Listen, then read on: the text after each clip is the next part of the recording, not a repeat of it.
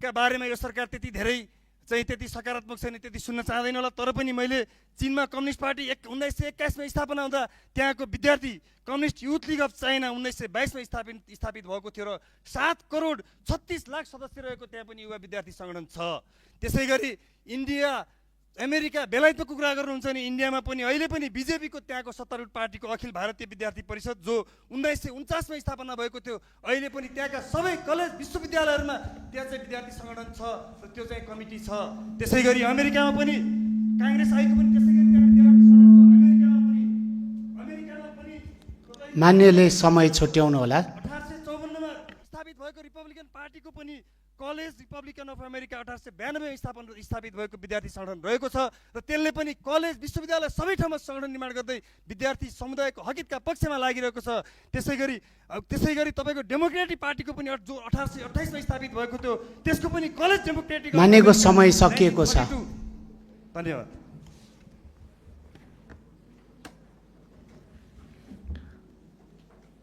म मान्य युवराज दुलाललाई समय दिन्छु। समय 3 मिनेट।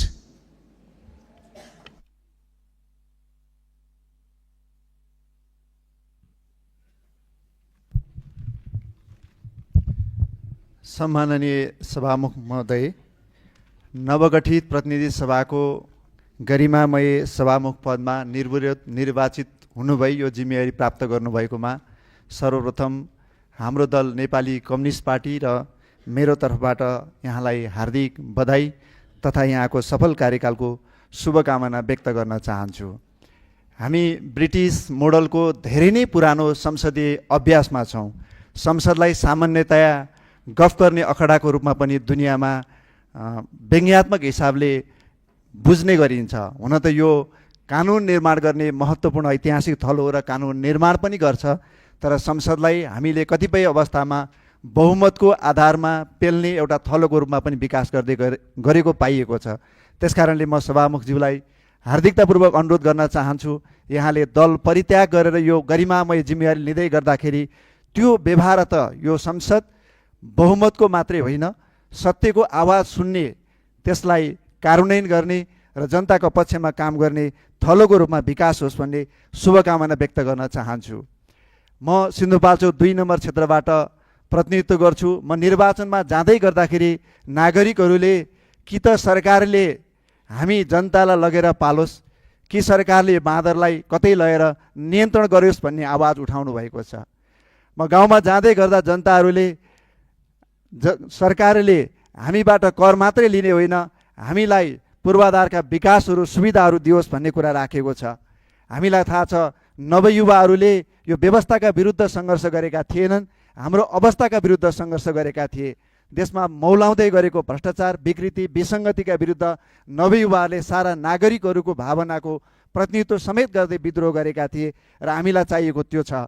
त्यसकारणले म सम्मानित सदनमा सभामुख मार्फत के भन्न चाहन्छु भने सरकारले यो संविधान पढोस् र यो संविधानले समाजवाद उन्मुख राज्य व्यवस्था निर्माण गर्ने जुन सङ्कल्प गरेको छ हाम्रो संविधानले, त्यतातिर सरकारको ध्यान जाओस्। सरकारलाई म भन्न चाहन्छु, सरकार एक्सनमा जाओस् तर सरकार स्टन्ट गरेर समय बर्बाद नगरोस्। राज्यको समय ट्रायल गरेर स्टन्ट गरेर बर्बाद गऱ्यौँ भने हामीले फेरि नवयुवाहरूको भावनालाई सम्बोधन गर्न सक्ने अवस्था आउँदैन।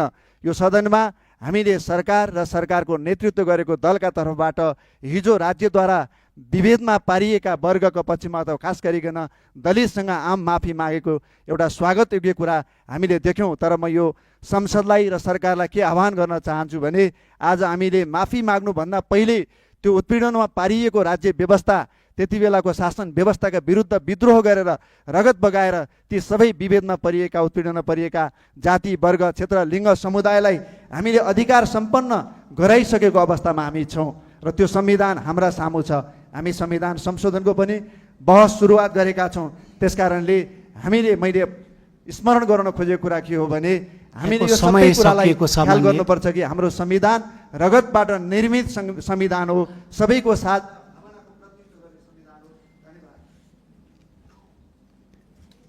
माननीय ध्रुवराज राई, समय 3 मिनेट।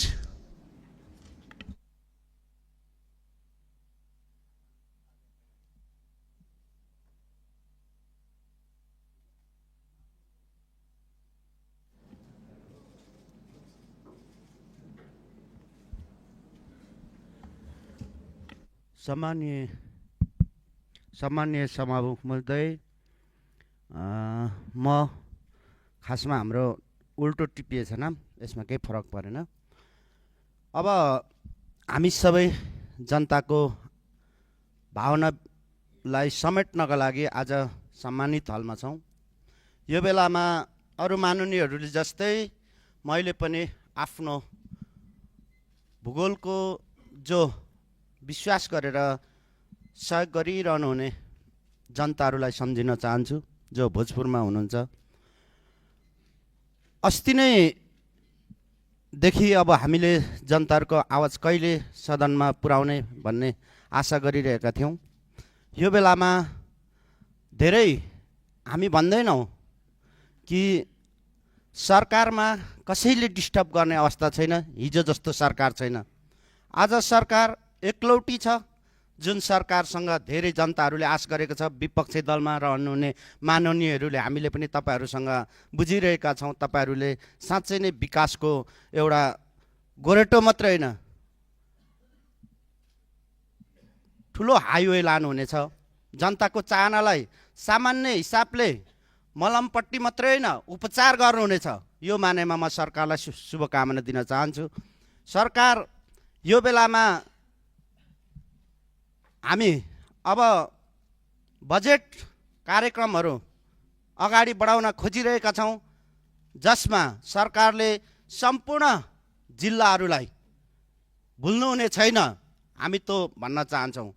र सम्पूर्ण माननीयज्यूहरूलाई पनि म अनुरोध गर्न चाहन्छु, हामी यो बेलामा सबैले नीति नियम मात्रै बनाउने सोचका साथ यो हलमा आउने वातावरण बनाउन सकेनौँ कि यो हलभित्र सम्मानित हलमा छिर्दाखेरि विकास पनि गर्छ भनेर जनताहरूले हामीलाई विश्वास गर्नुहुन्छ, जनताहरूले हामीलाई आशा गर्नुहुन्छ।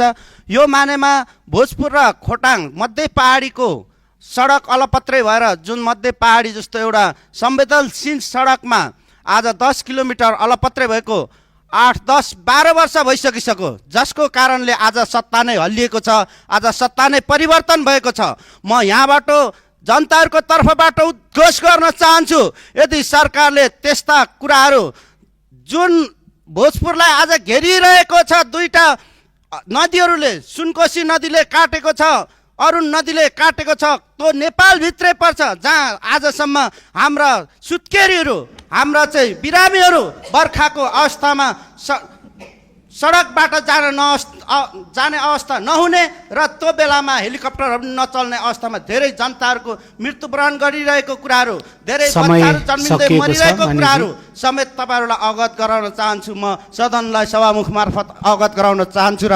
सरकारलाई न्यायोचित ढङ्गबाट अघि बढ्नका लागि अनुरोध गर्दै मेरो भनाइ अन्त गर्न चाहन्छु। धन्यवाद। अब म मान्य खुशबु ओलीलाई समय दिन्छु। समय 3 मिनेट।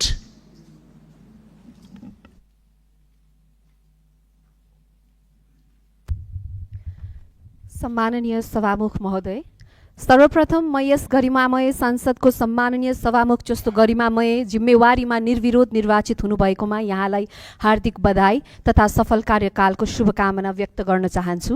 विगतमा देखिएका केही सभामुखहरूमा सत्तापक्ष झुकावको प्रवृत्तिबाट अलग रहँदै सम्माननीय सभामुख महोदयले नयाँ मापदण्ड स्थापित गर्नुहुनेछ भन्ने विश्वास राख्दछु। सत्ता र प्रतिपक्ष बीच सन्तुलित व्यवहार, संवैधानिक मर्यादाको संरक्षण तथा संसदीय प्रक्रियाको निष्पक्ष सञ्चालन यहाँ अब्बल साबित हुनुहुनेछ भन्ने विश्वास राख्दछु। सम्माननीय सभामुख महोदय, नेपाल सरकारको मन्त्री परिषद बैठकले एसियाली विकास बैंक र विश्व बैंकबाट डिजिटल नेपाल ट्रान्सफर्मेसन प्रोजेक्टको लागि 90 मिलियन अमेरिकी डलर र दिगो र समावेशी वित्त परियोजनाको लागि 95 मिलियन अमेरिकी डलर बराबरको ठूलो सहुलियत ऋण स्वीकार गरेको प्रसङ्ग छ। हामी सरकार समक्ष सोध्न चाहन्छौँ, कुन संसदीय समिति, कुन नीतिगत बहस र कुन आवश्यकता प्राथमिकीकरण मूल्याङ्कनका आधारमा यो आकारको निर्णय लिइयो?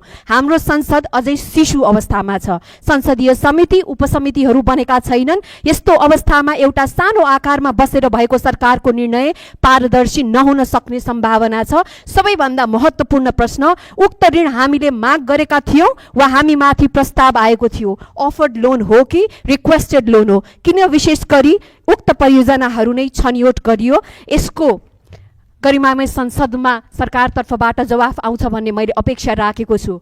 सम्मानीय सभामुख महोदय, संसदीय बजेट अनुरोधको लागि हामीलाई विभिन्न मन्त्रालय धाउन नपरोस्।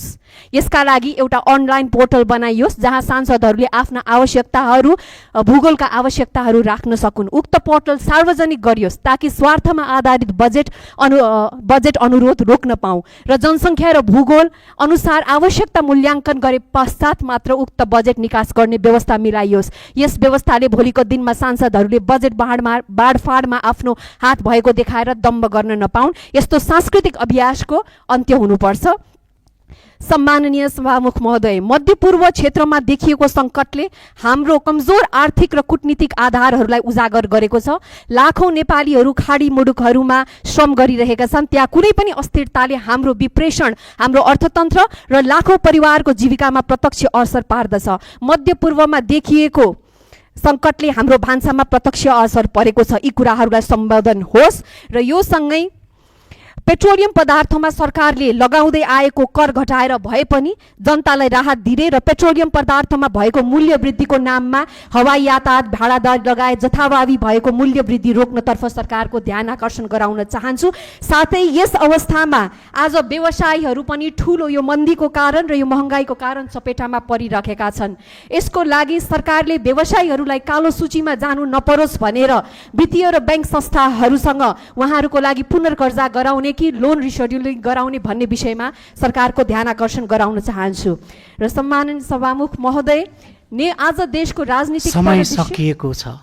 अन्त्यमा म अन्त्य गरिहाल्छु। सम्माननीय सभामुख महोदय, प्रधानमन्त्री बालेन शाहले हिन्दू परम्परामा शपथ लिँदा त्यसलाई लिएर उठाइएका आपत्तिहरूले एउटा गम्भीर प्रश्न उठाएको छ कि देशमा धर्मनिरपेक्षता भनेको आफ्नो धर्म हिन्दूहरूले मान्न नपाउने हो।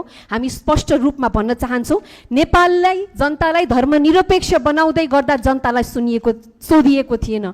सभामुख महोदय, केही पनि माग्दिन, केवल एकपटक जनतालाई सोधिदिनुहोस्, हिन्दू राष्ट्र र राज संस्था चाहिन्छ कि चाहिँदैन। अब म माननीय मनिष शाहलाई समय दिन्छु। समय 5 मिनट।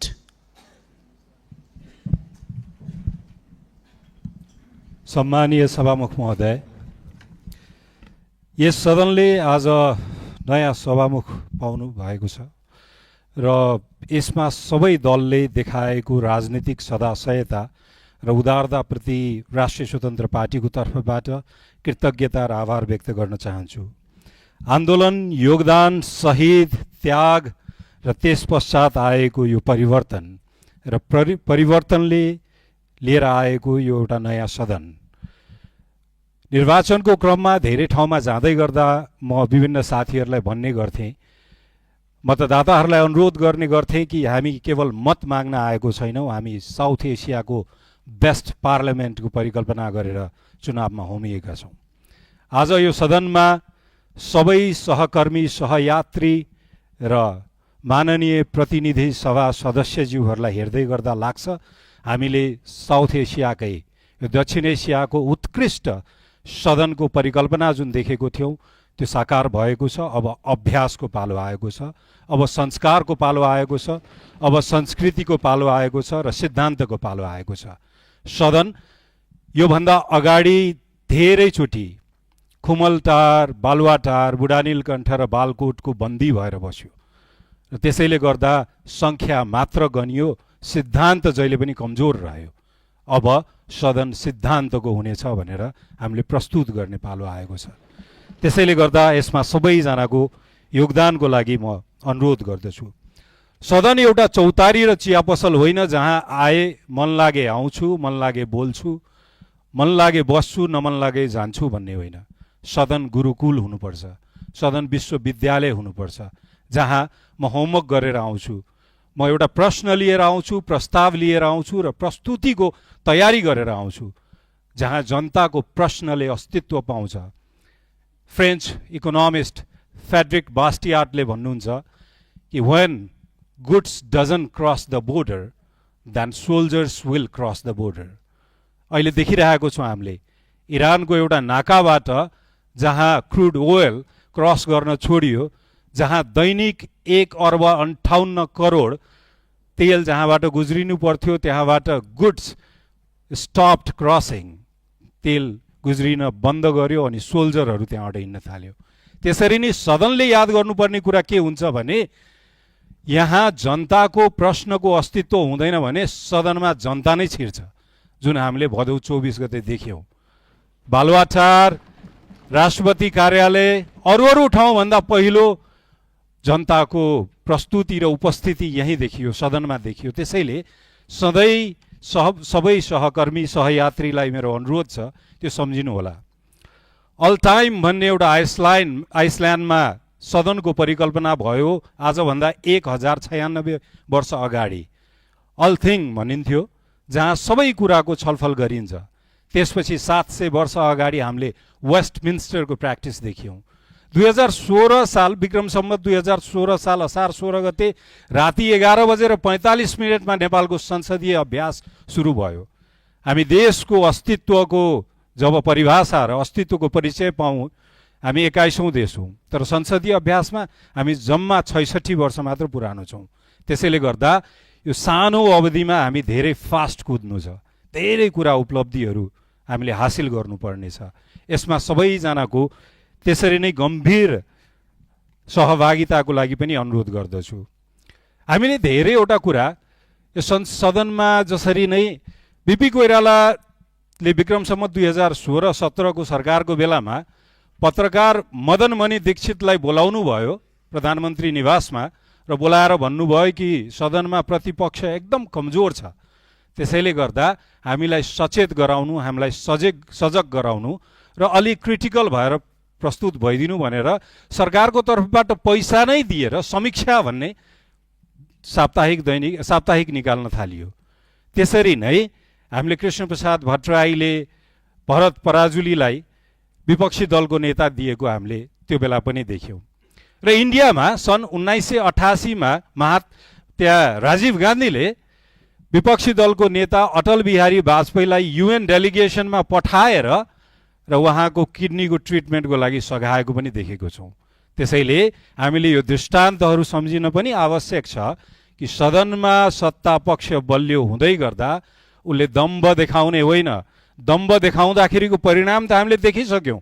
भदौ त्यही सम्झिरहनुपर्छ हामीले। त्यसैले हामीले उदारता देखाउनु छ, संस्कार देखाउनु छ, यसमा हामीले सिद्धान्त देखाउनु छ र यो जिम्मेवारी वहन गर्दै यसमा सफल नेतृत्वको लागि र सफल अभिभावकत्वको लागि पनि नवनिर्वाचित सभामुखज्यूलाई अनुरोध छ र म विश्वस्त छु, केही राजनीतिक सहकर्म गर्ने मौका पाएको छु, तसर्थ म विश्वस्त छु यो कुरामा कि हामीले सफल अभिभावक पाएको छौँ, एउटा कुशल व्यवस्थापक पाएको छौँ। यस सँगसँगै हामीले एउटा नेपाललाई साउथ एसियाको सफल पार्लियामेन्टको उपहार दिनेछौँ र यसबाट हामी एउटा टर्निङ पोइन्ट यो देशले पाउनेछ भनेर विश्वास छ। सबैजना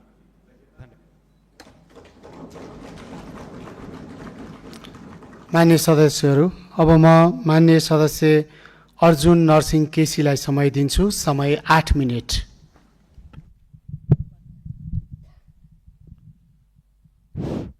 सभामुख महोदय, सर्वप्रथम त 2015 सालको प्रथम संसद पछिको 10औं सभामुख निर्विरोध निर्वाचित हुनुभएकोमा म सभामुखजीलाई हार्दिक रूपबाट शुभकामना र कार्यकालको सफलताको कामना पनि गर्दछु। यो वास्तवमै सभामुखको दायित्व हो। निष्पक्षता,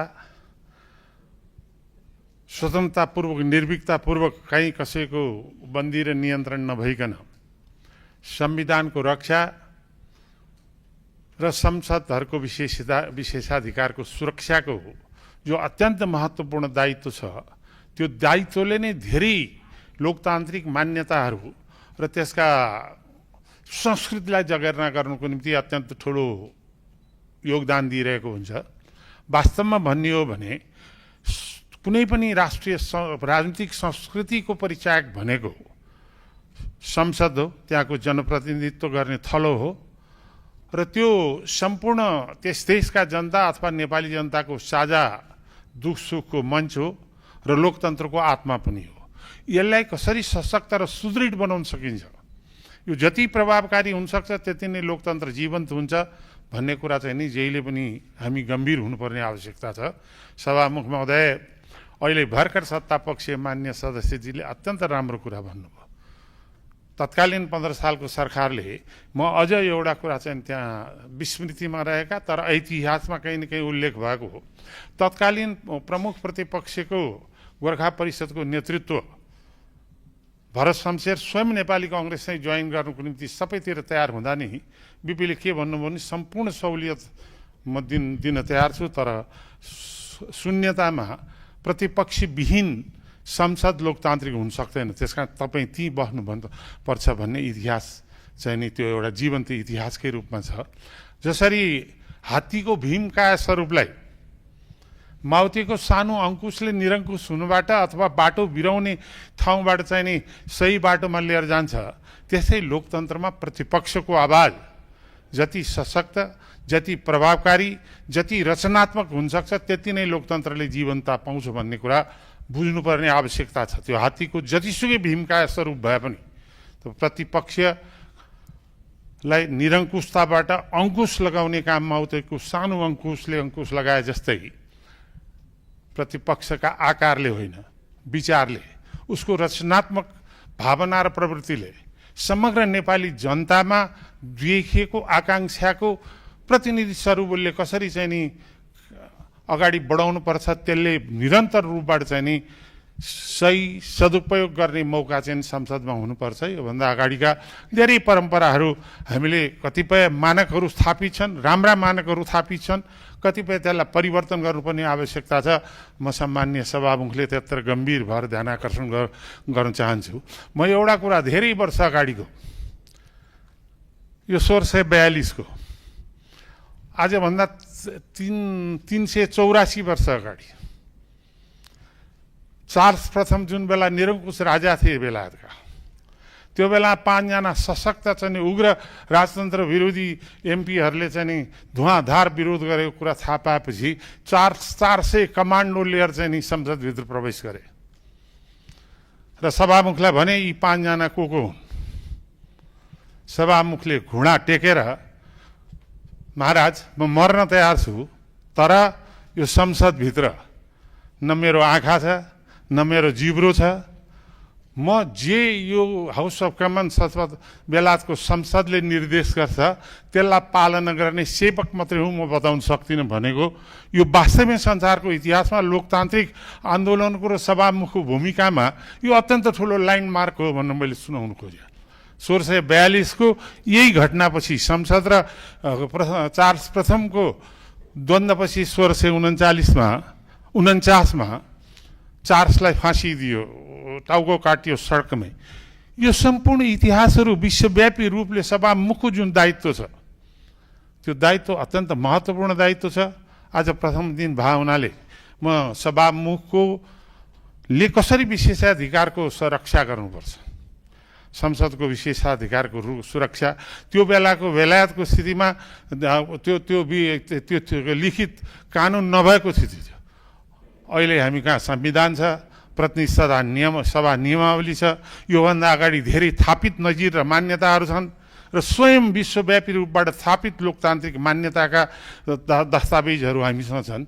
त्यस कारणले निष्पक्ष रूपबाट कुनै पक्ष विपक्षमा विभाजित नभइकन कसरी लोकतन्त्रलाई जीवन्त बनाउन सकिन्छ, अहिले देखिएका आम रूपबाट देखिएका चुनौतीहरूलाई सामना गर्नको निम्ति सबैको धारणा, सबैको विचार र सबैको मान्यताहरूलाई कसरी चाहिँ नि सम्मिश्रण गरेर एउटा निष्कर्षमा पुग्न सकिन्छ, त्यतातिर यो संसदले र खास गरी सभामुखले ध्यान दिनुपर्ने आवश्यकता छ।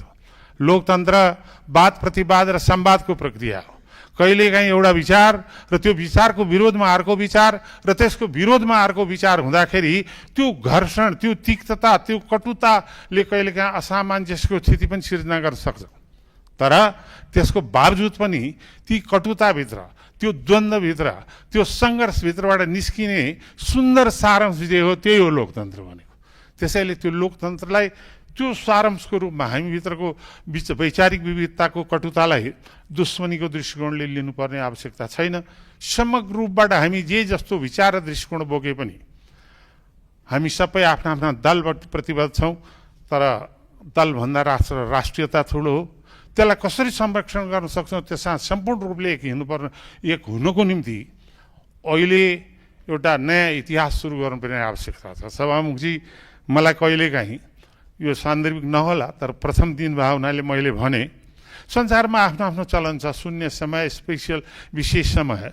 त आकस्मिक समयलाई पनि मैले पहिला सभापतिजीलाई नि भनेको थिएँ, आकस्मिक समयलाई पनि अगाडि ल्याएर टिपाउनु पर्ने यो परम्परा जुन यो सदनमा योभन्दा अगाडि स्थापित भएको छ, त्यो परिवर्तन हुनुपर्छ। आकस्मिक समय भने एमपीको यत्रो विशेषाधिकार हो। प्रधानमन्त्रीजी बोल्दा बोल्दै भए पनि, सभामुख बोल्दा बोल्दै नबोल्ने अन्तर्राष्ट्रिय परम्परा छ, तर प्रधानमन्त्री बोल्दा बोल्दै भए पनि कुनै पनि मान्यले हात उठाएर कुनै कुरा भन्न चाहन्छ भने त्यो उसको प्रिभिलेजको कुरा हो। तर त्यो कुरा कस्तो हुनुपर्छ भने अहिले राष्ट्रिय दृष्टिकोणले, अन्तर्राष्ट्रिय दृष्टिकोणले र कुनै न कुनै ढङ्गले अहिले सदनले अथवा देशले थाहा पाउनुपर्ने कुरा हुनुपर्छ। त्यस्तो आकस्मिक समयको निम्ति पूर्व जानकारी दिनुपर्ने जो परम्परा बसाल्न खोजिया छ, त्यसलाई म सुधार्नको निम्ति मेरो सल्लाह मात्रै हो। जस्तो परम्परा तपाईँ स्थापित गर्नुहुन्छ त्यो त हामी सबैको साझा नै हुन्छ। त्यसैले मेरो अहिले आजको दिन वास्तवमा भन्ने हो भने मलाई राख्नु भएछ। मैले अहिले विशेष समयमा राजनीतिक कुरा गर्नु नै केही छैन। पहिलो दिन म बोल्दैछु, त म खालि शुभकामना भन्दा सभामुखलाई शुभकामना र लामो संसदीय अभ्यासको इतिहासमा वास्तवमा भन्ने हो भने हामी more or less Westminster type बेलायती संसदीय ढाँचामा, सबै त मिल्दैन तर त्यही ढाँचामा छौँ। त्यो ढाँचा अस्ट्रेलियादेखि जापानसम्म, भारतसम्म पनि त्यही ढाँचाले चलाएको छ। संसारमा धेरै परम्पराहरू स्थापित भइसकेका छ। सभामुखजीलाई यत्रो सचिवालय छ, सचिवालयले त्यसलाई ब्रिफिङ गर्न सक्छ र हामीले जुन मानकहरू स्थापना गर्छौँ त्यो लोकतान्त्रिक पद्धति, संसदीय व्यवस्था, त्यसमा खारिए र विश्वस्त आधार एउटा सिर्जना गर्नको निम्ति सबैबाट सहयोग हुन्छ। र मेरो जे ज्ञान छ म त्यो चाहिँ नि सभामुखजीलाई जहिले पनि सहयोग गर्न तयार छु। तर म सभामुखलाई चाहिँ के भन्छु भने, अघि नै हाम्रो सत्ता पक्ष एकजना मान्यले भनेको थियो, यो कुनै ठाउँको बन्दी हुनै सक्दैन। पहिला बन्दी भएर गल्तीहरू भएका छन्, त्यो फेरि नदोरियोस् र हामीले चाहिँ नि यो चाहिँ संसदीय परम्परा विरोधी भयो भनेर यहीँबाट बोल्न नपरोस्। यो चाहिँ अहिले पनि म शुभकामना साथ आग्रह गर्न चाहन्छु। त्यसैले यो संसद, मैले अस्ति पनि भनेको थिएँ, 2015 सालको ऐतिहासिक अत्याधिक बहुमत पछिको अर्को अत्याधिक बहुमत लिएर स्थापना भएको यो संसद छ। तर यो संसदको भूमिका स्वरूप जति भए पनि प्रतिपक्षको आवाज हो। त्यसलाई नियन्त्रण गर्न खोजियो भने आगाको झिल्को जतिसुकै सानो भए पनि त्यो आगाको झिल्को आगाकै झिल्को हुन्छ। त्यसलाई कसरी संयोजन, संवाद, सहमतिद्वारा चाहिँ नि विश्वव्यापी रूपबाट स्थापित लोकतान्त्रिक मान्यता र संसदीय परम्परालाई स्थापित गर्दै, पुराना गलत मानकहरूलाई परिवर्तन गर्दै सभामुखको नेतृत्वमा नयाँ मानक स्थापित होस् र यो संसद पूर्ण रूपबाट उत्पादक, परिणाममुखी र उर्लिएको आकाङ्क्षालाई सम्बोधन गर्नको निम्ति सफल होस्। धन्यवाद।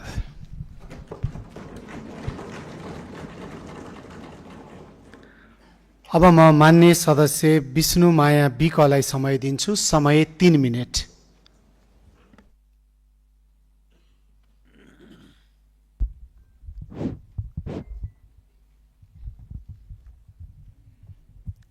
सम्माननीय सभामुख महोदय, सर्वप्रथम त म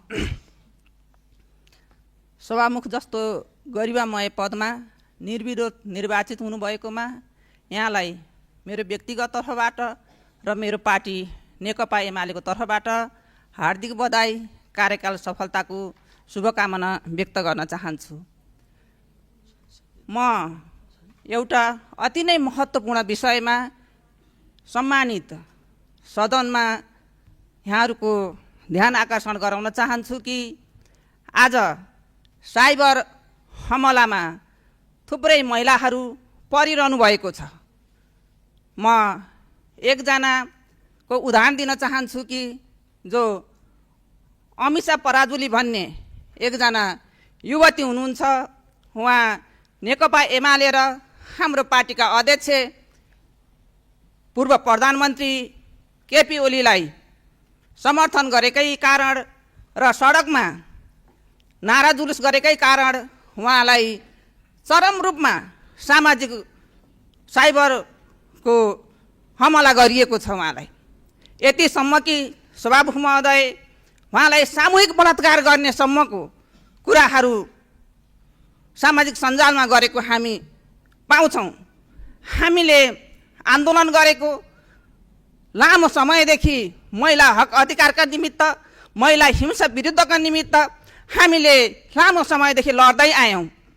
64 सालमा यही सदन हो, मैले महिला हक अधिकारको निमित्त हामीले ठुलो आवाज उठायौँ र 1/3 महिलालाई राज्यका हरेक संरचनामा उनीहरूको सहभागिता सुनिश्चित गर्न हामी सफल भएका थियौँ। त्यस परिणामस्वरूप आज 1/3 महिला मैले यो संसदमा देखिरहेको छु। त्यो हामीले उठाएको मुद्दा सफल भएको छ।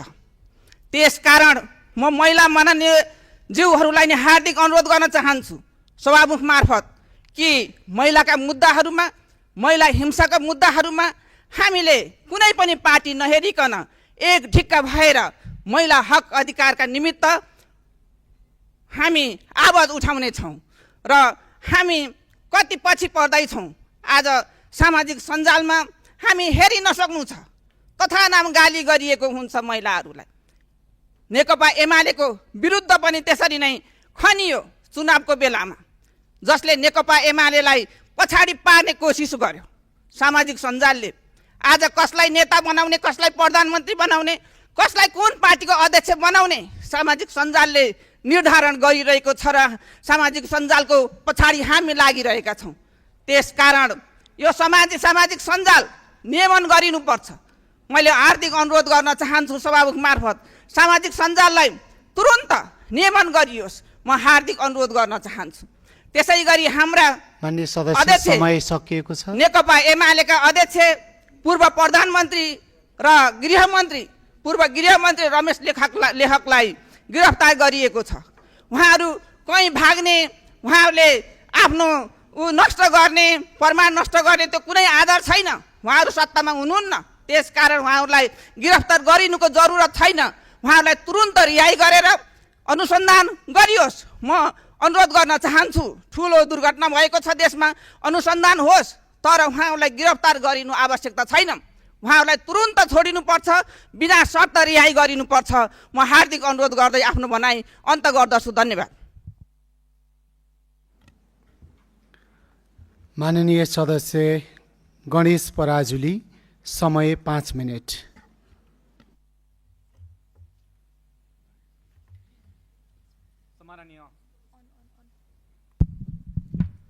सम्माननीय सभामुख महोदय, यो ऐतिहासिक क्षणमा यस सम्मानित सदनमा उभिएर म दोस्रोचोटि यो गरिमामय सदनमा बोल्दै गर्दा म ती 23 र 24 गते रगत बगाएका, ज्यान आहुति दिएका शहीदहरूलाई सम्झिन चाहन्छु, रगत बगाएका घाइतेहरूलाई सम्झिन चाहन्छु र विभिन्न कालखण्डमा रगत बगाएका, जीवन आहुति दिएका वीर शहीदहरूलाई सम्झिन चाहन्छु र उच्च सम्मान प्रकट गर्न चाहन्छु। नेपालको इतिहासमा विरलै हुने मत क्रान्ति मार्फत नेपाली जनताले मत क्रान्ति गरेर नेपालको इतिहास रच्नु भएको छ र महत्त्वपूर्ण इतिहास रच्ने यो महाअभियानका हिस्सेदारी हुनुभएका सम्पूर्ण नेपाली जनतालाई विशेष धन्यवाद दिँदै, आभार प्रकट गर्दै म काठमाडौँ क्षेत्रमा 7 का जनतालाई पनि उत्तिकै आभार प्रकट गर्न चाहन्छु। यसरी मत क्रान्ति मार्फत राष्ट्रिय स्वतन्त्र पार्टीलाई झन्डै 2/3 मत दिएर देशैभरिबाट निर्वाचित गराउनु हुने ती सबै जनतालाई आभार प्रकट गर्दा त्यही मतको म्यान्डेट मार्फत राष्ट्रिय स्वतन्त्र पार्टीले का वरिष्ठ नेता बालेन्द्र शाहज्यूले सम्मानित प्रधानमन्त्रीको जिम्मेवारी सम्हालिसक्नु भएको छ। उहाँ सँगसँगै क्याबिनेटमा जिम्मेवारी सम्हाल्नुभएका सबै मन्त्रीज्यूहरूलाई पनि सफल कार्यकालको शुभकामना व्यक्त गर्न चाहन्छु। सँगसँगै यस सम्मानित सदनमा हिजो मात्रै प्रतिपक्षीय सत्तापक्षी कोही पनि नभनिकन सम्माननीय सभामुखज्यूलाई निर्विरोध निर्वाचित गराउनु भएकोमा सबै माननीयज्यूहरूलाई विशेष धन्यवाद ज्ञापन गर्दै सम्माननीय सभामुखज्यूलाई सफल कार्यकालको शुभकामना दिन्छु। र नेपालको राजनीतिक इतिहासमा हामीले धेरै लामो राजनीतिक इतिहास त हामीले बोक्न पाएनौँ, तर 2079 सालमा निर्वाचित भएर यस सम्मानित सदनमा हामीले सांसदको भूमिका निर्वाह गर्दै गर्दा धेरै पुरानो इतिहासहरू भएका छैनन्, धेरै पुरानो त्यो हामीले संस्मरणहरू भएका छैनन्। यस सम्मानित सदनमा कार्यपालिका र व्यवस्थापिकाको बीचको फरकलाई छुट्याउन नसक्दै गर्दा र व्यवस्थापिकाको गरिमालाई बचाउन नसक्दै गर्दाखेरि हामीले भोगेका तिता अनुभवहरू आज मैले यहाँ व्याख्या गरिरहनु पर्दैन। यी सबै कुराहरूलाई चिरेर इतिहासमा स्वर्ण अक्षरले नाम लेख्ने गरी सम्माननीय सभामुखज्यूले त्यो इतिहास रच्नुहुनुहुन्छ भन्ने कुराको आशा गर्दै यहाँको सफल कार्यकालको शुभकामना दिँदै म केही कुराहरू सम्मानित सदन मार्फत राख्न चाहन्छु। हामीले विगतमा भोगेका तिता अनुभवलाई साक्षी राख्दै यस सम्मानित सदनमा सार्वभौम सांसदज्यूहरूले जनताको तर्फबाट उठाएका आकस्मिक समयमा, शून्य समयमा, विशेष समयमा उठाएका सबै समस्या सुझाव र जनताका आवाजहरूको सम्बोधन यथोचित सम्बोधन हुनको लागि राज्यका सम्बन्धित निकाय र मन्त्रालयहरूले समयमै त्यसको सम्बोधन गरेको सुन्न पाइयोस्। आर्थिक बजेट ल्याउने समय नजिकिँदैछ, आर्थिक अधिवेशन सुरु हुँदैछ, त्यसको लागि प्री बजेट हामीले समयमै छलफल गर्न पाऊँ ताकि सार्वभौम जनताले आफ्नो अभिमत मार्फत निर्वाचित गराएर अनुमोदन गराएर पठाएका सार्वभौम सांसदहरूले आफ्नो भूगोल, आफ्ना जनताका आवाजहरू यहाँ उठाएर सबै मुद्दाहरूलाई सम्बोधन गर्नको लागि त्यो बजेटमा समावेश गर्न पाइयोस् ताकि यो सरकार, यो सदन र समग्र नेपाली जनताले मत क्रान्ति मार्फत परिवर्तन गरेको यो महाअभियानमा सबै नेपाली जनताले आफ्नो यो अपनत्व महसुस गर्न पाउन् त्यो बजेट मार्फत। र यस सम्मानित सदनमा म एउटा अर्को कुरा स्मरण गराउन चाहन्छु। सार्वभौम सांसदहरूले जनताको मत मार्फत निर्वाचित भएका सार्वभौम सांसदहरूले जनताको तर्फबाट कानुन बनाउँदै गर्दाखेरि अघिल्लो संसदमा हामीले भोगेको तितो अनुभूति छँदैछ। सङ्घीय निजामती ऐन बनाउँदै गर्दाखेरि त्यहाँ भएको छेडखानी र सार्वभौम सांसदहरूले बनाएको कानुनलाई छेडखानी गर्दै गर्दाखेरि संसदमा हामीले संसदीय छानबिन समिति नै बनाउनु परेको थियो र त्यसको तितो अनुभूति हामीले अनुभूत गर्दै गर्दा त्यतिखेरको प्रतिवेदन हामीले तत्कालीन संसदमा बुझाइसकेका छौँ। त्यो प्रतिवेदन सार्वजनिक गरेर आगामी दिनमा सार्वभौम सांसदहरूले जनताको तर्फबाट कानुन बनाउँदै गर्दाखेरि कसैले पनि त्यो छेडखानी गर्न सक्ने हिम्मत नगरोस् भनेर म सम्माननीय सभामुखलाई अनुरोध पनि गर्न चाहन्छु। सँगसँगै यहाँ निर्वाचित भएर आउनुहुने कुनै पनि माननीय ज्यूहरूको क्षमता र उहाँहरूको क्षमता र भूमिकाप्रति त हामीलाई शङ्का छैन। म आफ्नो भूमिकामाथि पनि शङ्का गर्दिनँ, म विश्वास नै गर्छु। तर हामी विभिन्न राजनीतिक दर्शन, राजनीतिक विचारबाट अभिप्रेत भएर निर्वाचित भएर आएका सांसदहरूले यहाँ जनताको तर्फबाट कानुन बनाउँदै गर्दाखेरि हामीलाई थुप्रै विषयहरूमा प्रशिक्षण तथा अभिमुखीकरण कार्यक्रमहरूको आवश्यकता रहेको छ। त्यसको लागि लोकतन्त्र, संविधान, कानुन निर्माण प्रक्रिया सहित राष्ट्रिय सुरक्षा, भू राजनीति सहित परराष्ट्र सम्बन्धमा विशेष अभिमुखीकरण प्रशिक्षण कार्यक्रमहरू समयमै आयोजना गरियोस् भन्न पनि म अनुरोध गर्दै सार्वभौम सांसदहरूलाई सबै रिसोर्सहरूले सुसम्पन्न गर्न सके मात्र हामीले जनताको तर्फबाट कानुन बनाउने मात्र होइन, जनताको तर्फबाट खबरदारी गर्ने मात्र होइन, साँच्चै नेपाली जनताले देखेको सपना पुरा गर्नको लागि काम गर्न सक्छौँ। त्यसकारण समयमै यी सबै कुराहरू पुरा भइदिउन् र सार्वभौम सांसदले कुनै पनि मन्त्री र मन्त्रालयको ढोकामा आफूले उठाएका मुद्दाहरू सम्बोधन भयो कि भएनन् भनेर चारो नपरोस् भन्ने कुरा यस सम्मानित सदनमा मार्फत जानकारी गराउँदै म मेरा भनाइलाई यहीँ अन्त्य गर्छु। जय देश, जय घन्टी।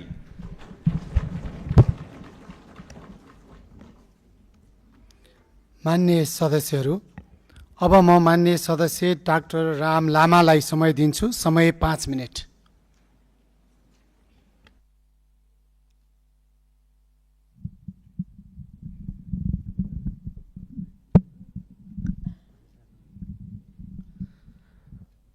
सम्माननीय सभामुख महोदय, सर्वप्रथम म यो गरिमामय सदन मार्फत भदौ 23 गते भएको जेनजी आन्दोलन लगायत विभिन्न कालखण्डमा लोकतन्त्र, गणतन्त्र र नागरिक अधिकारका निम्ति जीवन उत्सर्ग गर्नुहुने सम्पूर्ण शहीदहरूप्रति हार्दिक श्रद्धाञ्जली अर्पण गर्दछु।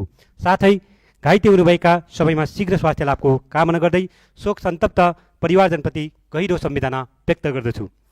सम्माननीय सभामुख महोदय, यस प्रतिनिधि सभामा पहिलो पटक सम्बोधन गर्दै गर्दा मैले थप जिम्मेवारी प्राप्त गरेको महसुस गरेको छु। म सर्वप्रथम सार्वभौम नेपाली जनताप्रति हार्दिक कृतज्ञता व्यक्त गर्दछु। विशेष गरी परिवर्तन, पारदर्शिता र सुशासनको अपेक्षासहित राष्ट्रिय स्वतन्त्र पार्टीप्रति अभूतपूर्व विश्वास प्रकट गर्नुहुने सम्पूर्ण मतदाताहरूप्रति म आभार व्यक्त गर्न चाहन्छु। जनताले दिएको मत केवल राजनीतिक समर्थन होइन, त्यो उत्तरदायित्वको स्पष्ट सन्देश हो, त्यो जनाकांक्षाको अभिव्यक्ति हो। हामी त्यो विश्वासको रक्षा गर्न प्रतिबद्ध छौँ। यस अवसरमा हाम्रो पार्टीका श्रद्धेय सभापति माननीय रवि लामिछानेज्यूले ज्यूको प्रस्तावलाई यस सदनले निर्विकल्प रूपमा अनुमोदन गर्दै माननीय डिपी आर्यालज्यूलाई सभामुख पदमा निर्विरोध निर्वाचन गराउनु भएकोमा सम्पूर्ण राजनीतिक दल, माननीय सदस्यज्यूहरूलाई हार्दिक धन्यवाद व्यक्त गर्न चाहन्छु। सम्माननीय सभामुखज्यूको शालीनता, इमान्दारिता र निष्पक्षताले यो सदनलाई अझ पारदर्शी र विश्वसनीय बनाउनेछ भन्ने कुरामा म विश्वास व्यक्त गर्न चाहन्छु। सम्माननीय प्रधानमन्त्रीज्यू सम्पूर्ण नेपाली जनताको आशा र भरोसाको प्रतीक हुनुहुन्छ। वर्तमान राजनीतिक परिवर्तनसँगै नेपाली राजनीतिले नयाँ दिशातर्फ यात्रा प्रारम्भ गरेको मैले महसुस गरेको छु। मैले पूर्ण विश्वास गरेको छु अब सम्माननीय प्रधानमन्त्रीज्यूको नेतृत्वमा जनताको अपेक्षा अनुसार नेपाल विकासको नयाँ फड्को मार्नेछ भन्नेमा मैले विश्वास लिएको छु। साथै यस छोटो समयमा विशेष गरी पछिल्लो एक हप्ताभित्र सरकारले लिएका सकारात्मक पहलहरूका लागि म धन्यवाद व्यक्त गर्न चाहन्छु। यस्ता कदमहरूले जनतामा आशा र भरोसाको विश्वास थप मजबुत बनाउनेछन् भन्ने विश्वास लिएको छु। सम्माननीय सभामुख महोदय, देश आज जटिल आर्थिक र सामाजिक अवस्थाबाट गुज्रिरहेको छ। महँगीले नागरिकको दैनिकी प्रभावित भएको छ। बेरोजगारीले युवा शक्तिलाई निराशा बनाएको छ। अवसर अभावका कारण ठुलो जनसङ्ख्यामा युवा विदेशी जान बाध्य छन्। सेवा प्रवाहमा ढिलासुस्ती र भ्रष्टाचारको राज्यप्रतिको विश्वास कमजोर भएको छ। यस अवस्थामा संसदले आत्ममन्थन गर्नै पर्छ। नीति निर्माणलाई प्रभावकारी, कार्यान्वयनलाई परिणाममुखी र अनुगमनलाई कडाका साथ अघि बढाइनुपर्छ। राजनीतिक स्थिरता केवल सत्ता समीकरणबाट प्राप्त हुँदैन, नीति स्थिरता सुशासन र विधिको शासनबाट प्राप्त हुन्छ।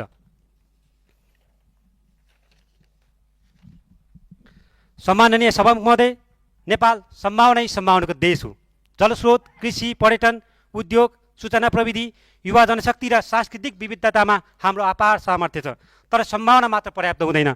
स्पष्ट नीति, कडाइका साथ कार्यान्वयन र पारदर्शी अनुगमन आवश्यक हुन्छ। यस सन्दर्भमा यस सदनमा विभिन्न क्षेत्रका विज्ञ माननीय सदस्यहरूको उपस्थिति आफैमा गौरवको विषय बनेको छ। उहाँहरूको अनुभव र ज्ञानले नीति निर्माण र विकासमा महत्त्वपूर्ण योगदान पुर्याउनु हुनेछ भन्ने कुरामा मैले विश्वास लिएको छु। सुशासन, पारदर्शिता र जवाबदेहितालाई केन्द्रबिन्दुमा राख्दै सामाजिक न्याय कायम गर्नु हाम्रो साझा लक्ष्य हुनुपर्छ। नेपालमा केही हुँदैन भन्ने भाष्यलाई चिर्दै नेपाल सम्भावनाको देश हो भन्ने उदाहरण स्थापित गर्नै पर्छ। त्यसका लागि विशेष गरी जलविद्युत, उद्योग, सूचना प्रविधि, पर्यटन, कृषि क्षेत्रमा हामीले गम्भीरताका साथ काम गर्नै पर्छ। सन् 2035सम्म 28,500 मेगावाट विद्युत उत्पादन गर्ने सरकारको लक्ष्यलाई केवल उत्पादनमा सीमित नराखी देशभित्रै खपत गर्ने जलविद्युतको उच्चतम प्रयोग गर्दै ग्रिन हाइड्रोजन मार्फत हरित उद्योगहरूको स्थापना गर्न, रोजगारी सिर्जना गर्न, आर्थिक उन्नति हासिल गर्न र कार्बन न्युट्रल कन्ट्रीको बनाउने दिशामा हामी अगाडि बढ्न आवश्यक देखिन्छ। सम्माननीय सभामुख महोदय, अब समय आएको छ राजनीतिक संस्कार परिवर्धन गर्ने, आरोप प्रत्यारोपभन्दा समाधानमुखी संवादलाई प्राथमिकता दिने, दलगत स्वार्थभन्दा राष्ट्रिय हितलाई माथि राख्ने। राष्ट्रिय स्वतन्त्र पार्टी जनताले दिएको म्यान्डेटलाई पूर्ण जिम्मेवारीका साथ आत्मसात गर्दै रचनात्मक, नीतिमूलक र उत्तरदायी भूमिका निर्वाह गर्ने प्रतिबद्धता व्यक्त गर्दछ। हामी सबैको साझा दायित्व भनेको जनविश्वास पुनर्स्थापित गर्नु हो, संसदप्रतिको विश्वास बलियो बनाउनु हो, लोकतन्त्रलाई व्यवहारमा प्रभावकारी बनाउनु हो र अन्त्यमा म पुनः सम्पूर्ण नेपाली जनताप्रति हार्दिक कृतज्ञता व्यक्त गर्दछु। साथै नवनिर्वाचित सम्माननीय सभामुख डिपी अर्यालज्यूलाई हार्दिक बधाई तथा सफल कार्यकालको शुभकामना व्यक्त गर्दछु। संविधान, लोकतन्त्र र विधिको शासनप्रति पूर्ण प्रतिबद्धता जनाउँदै राष्ट्रहितलाई सर्वोपरि राखेर आफ्नो जिम्मेवारी निर्वाह गर्ने प्रतिज्ञा गर्दछु। धन्यवाद।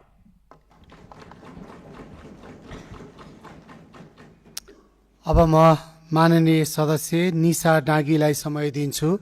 समय 5 मिनट।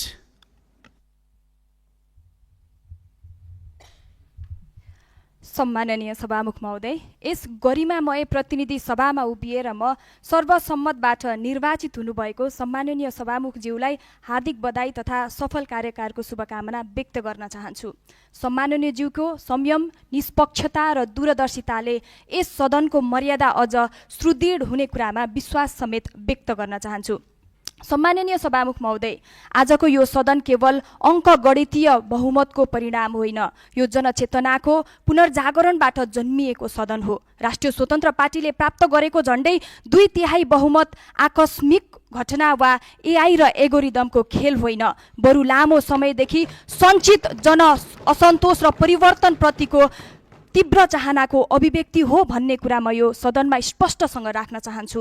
त्यसैले पनि हामीले यसपटक जनताको मतको पूर्ण सम्मान गर्दै अघि बढ्नुपर्नेछ भन्ने कुरा पनि म यहाँ राख्न चाहन्छु। सभामुख महोदय, पछिल्लो पटक राजनीतिक अभ्यासप्रति बढ्दो निराशा, सुशासनको कमजोरी, बेरोजगारी र युवा पुस्तामा देखिएको असन्तोषले समाजमा गहिरो प्रभाव पारेको थियो।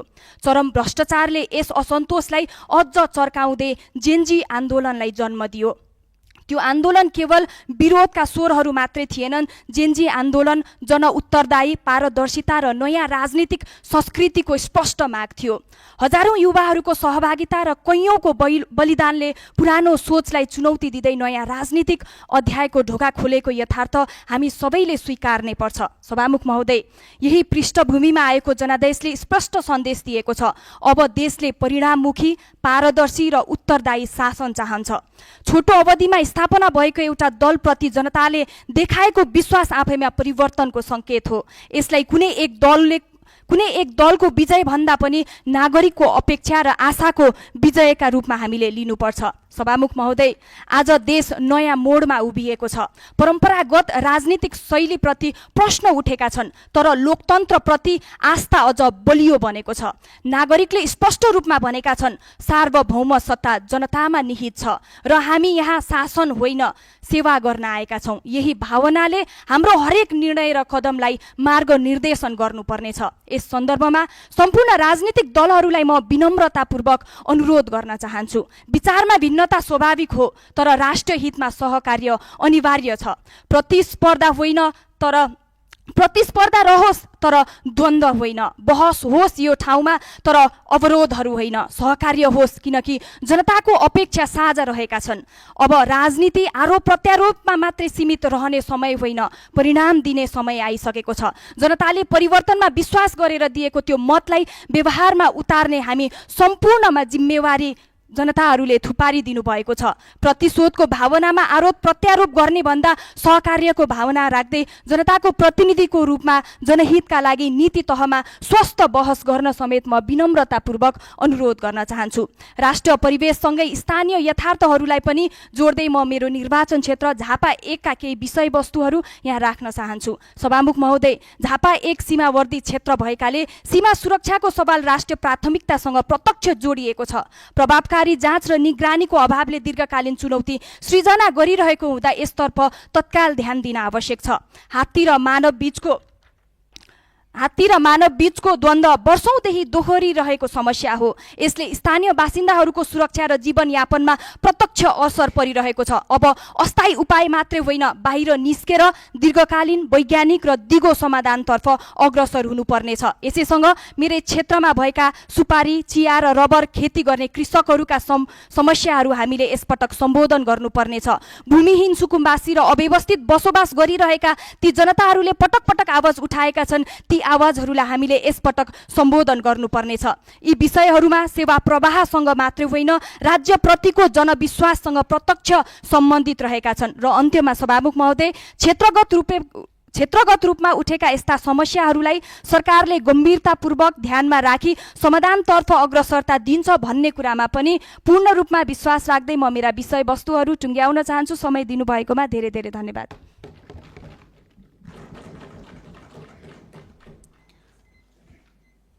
अब म माननीय सदस्य खगेन्द्र सुनारलाई समय दिन्छु। समय 5 मिनट।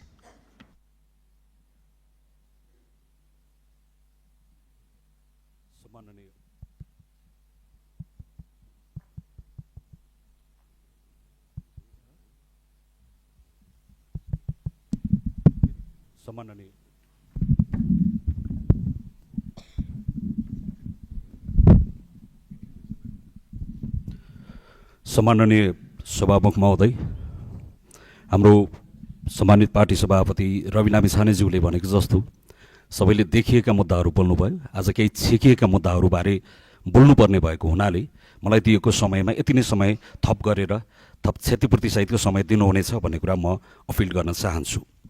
सम्माननीय सभामुख महोदय, सर्वप्रथम यहाँलाई यो गरिमामय संसदको सभामुख जस्तो पदमा निर्विरोध निर्वाचित हुनुभएकोमा म हृदयदेखि नै धेरै धेरै शुभकामना टक्राउन चाहन्छु।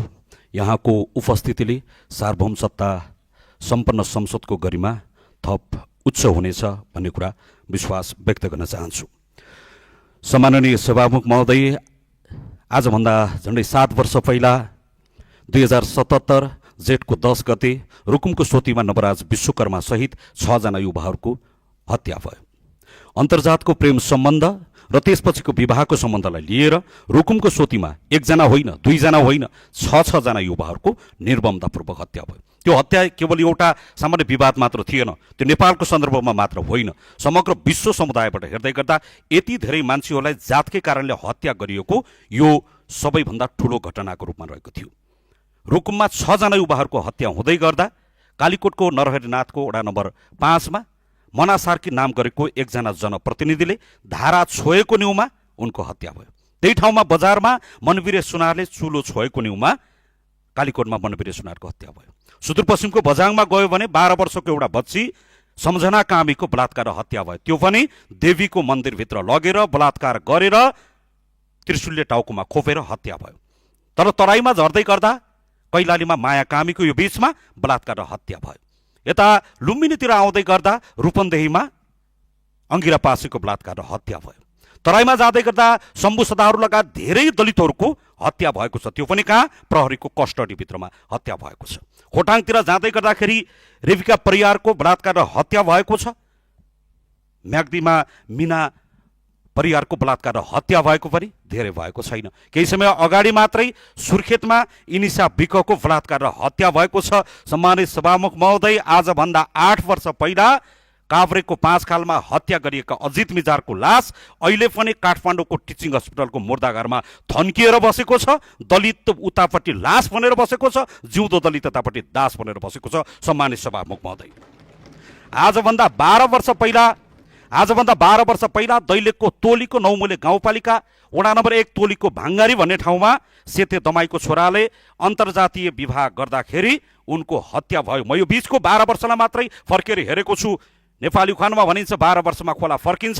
यो 12 वर्षलाई मात्र फर्काएर हेर्दै गर्दै यो बीचमा धेरै दलितहरूको हत्या भएको छ, बलात्कार भएको छ, जातीय हिंसा भएको छ, जातकै आधारमा धेरै दलितहरूलाई मारिएको छ।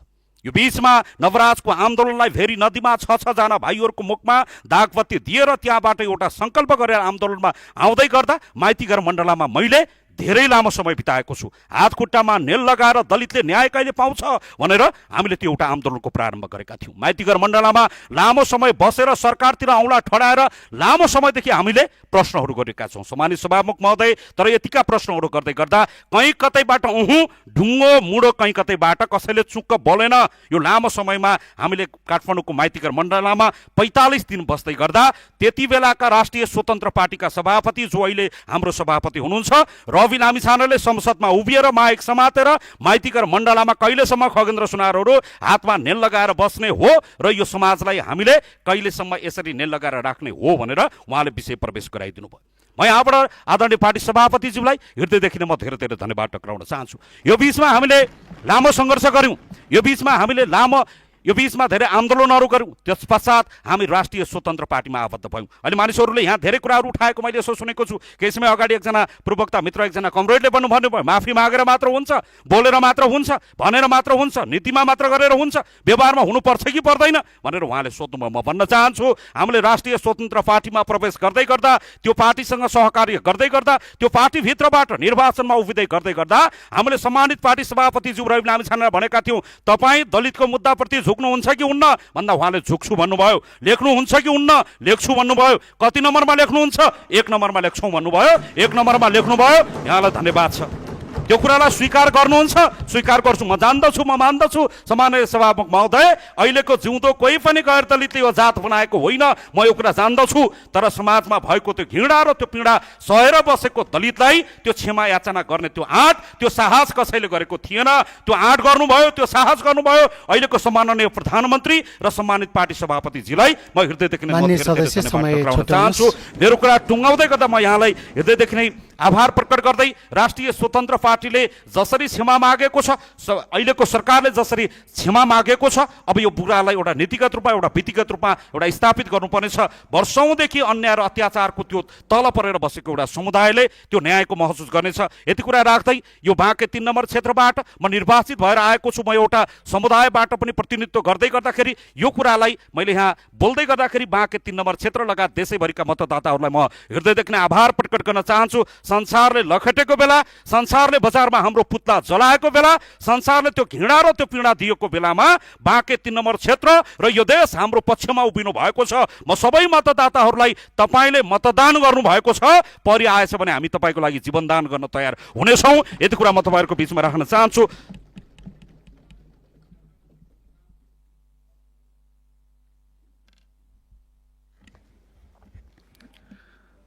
मान्य सदस्यहरू, विशेष समयमा मान्य सदस्यहरूले बोल्ने क्रम यहीँ समाप्त हुन्छ। मान्य सदस्यहरू, आजको कार्यसूचीमा रहेका विषयहरूलाई अघि बढाउनुभन्दा पहिला यस गरिमामय सदनमा म आफ्ना केही भनाइहरू राख्न चाहन्छु।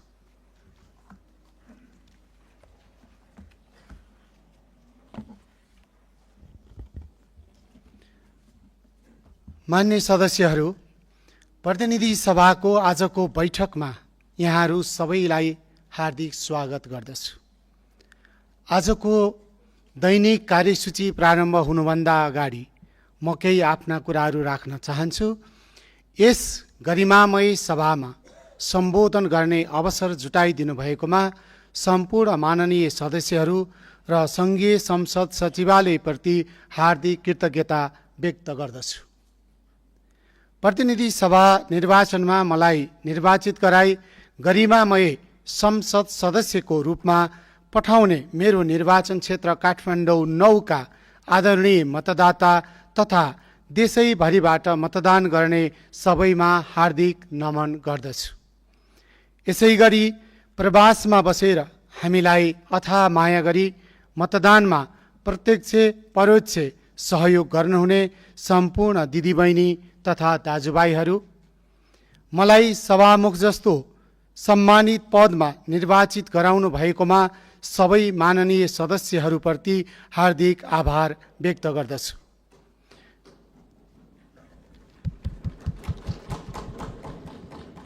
मलाई सभामुख पदको उम्मेदवार बनाएको राष्ट्रिय स्वतन्त्र पार्टी प्रस्तावक रहनुभएको माननीय रवि लामिछानेज्यू, समर्थक रहनुभएका माननीय सदस्यहरू स्वर्णिम वाग्ले, शोभिता गौतम र सुनिल लम्सालप्रति हार्दिक आभार व्यक्त गर्दछु। साथै निर्विरोध निर्वाचित गराएर मलाई सभामा सबैको साझा प्रतिनिधित्व गर्ने वातावरण बनाउन सहयोग गर्नुभएकोमा सबै दलबाट प्रतिनिधित्व गर्ने सदस्यज्यूहरूप्रति समेत धन्यवाद व्यक्त गर्न चाहन्छु। यस विशेष क्षणमा लोकतान्त्रिक आन्दोलन र जेनजी आन्दोलनको क्रममा आफ्नो ज्यान आहुति दिएर देशमा सुशासन कायम, भ्रष्टाचार नियन्त्रण र मुलुकको समृद्धिका लागि बलिदान गर्ने सबै महान शहीदहरूप्रति हार्दिक श्रद्धाञ्जली व्यक्त गर्दछु। उहाँहरूको त्याग, बलिदान र सङ्घर्षले आज हामीलाई यहाँसम्म ल्याएको हो र त्यसको सम्मान गर्दै हामीले आफ्नो जिम्मेवारी निर्वाह गर्नुपर्दछ। 2/3 नजिकको ऐतिहासिक बहुमत सहित प्रधानमन्त्रीको जिम्मेवारी सम्हाल्नुभएका सम्माननीय प्रधानमन्त्री श्री बालेन्द्र शाहज्यू र मन्त्री परिषदका सदस्यहरूलाई हार्दिक बधाई तथा सफल कार्यकालको शुभकामना व्यक्त गर्दछु। जनताले आफ्नो अमूल्य मत मार्फत हामीलाई 5 वर्षका लागि प्रतिनिधित्व गर्ने जिम्मेवारी सुम्पेका छन्। यो केवल अधिकार होइन, गहिरो उत्तरदायित्व पनि हो। देशमा समृद्धिको अपेक्षा राखेर हामीलाई यो सदनसम्म पुर्याउन कयौं कलिला युवाहरूले जीवन बलिदान गरेका छन्। कति आमाहरूको कोख रित्तिएको छ, कतिका सिउँदो पुछिएको छ, कति अपाङ्ग भए, अङ्गभङ्ग भए, कतिले आँसु बगाइरहनु भएको छ।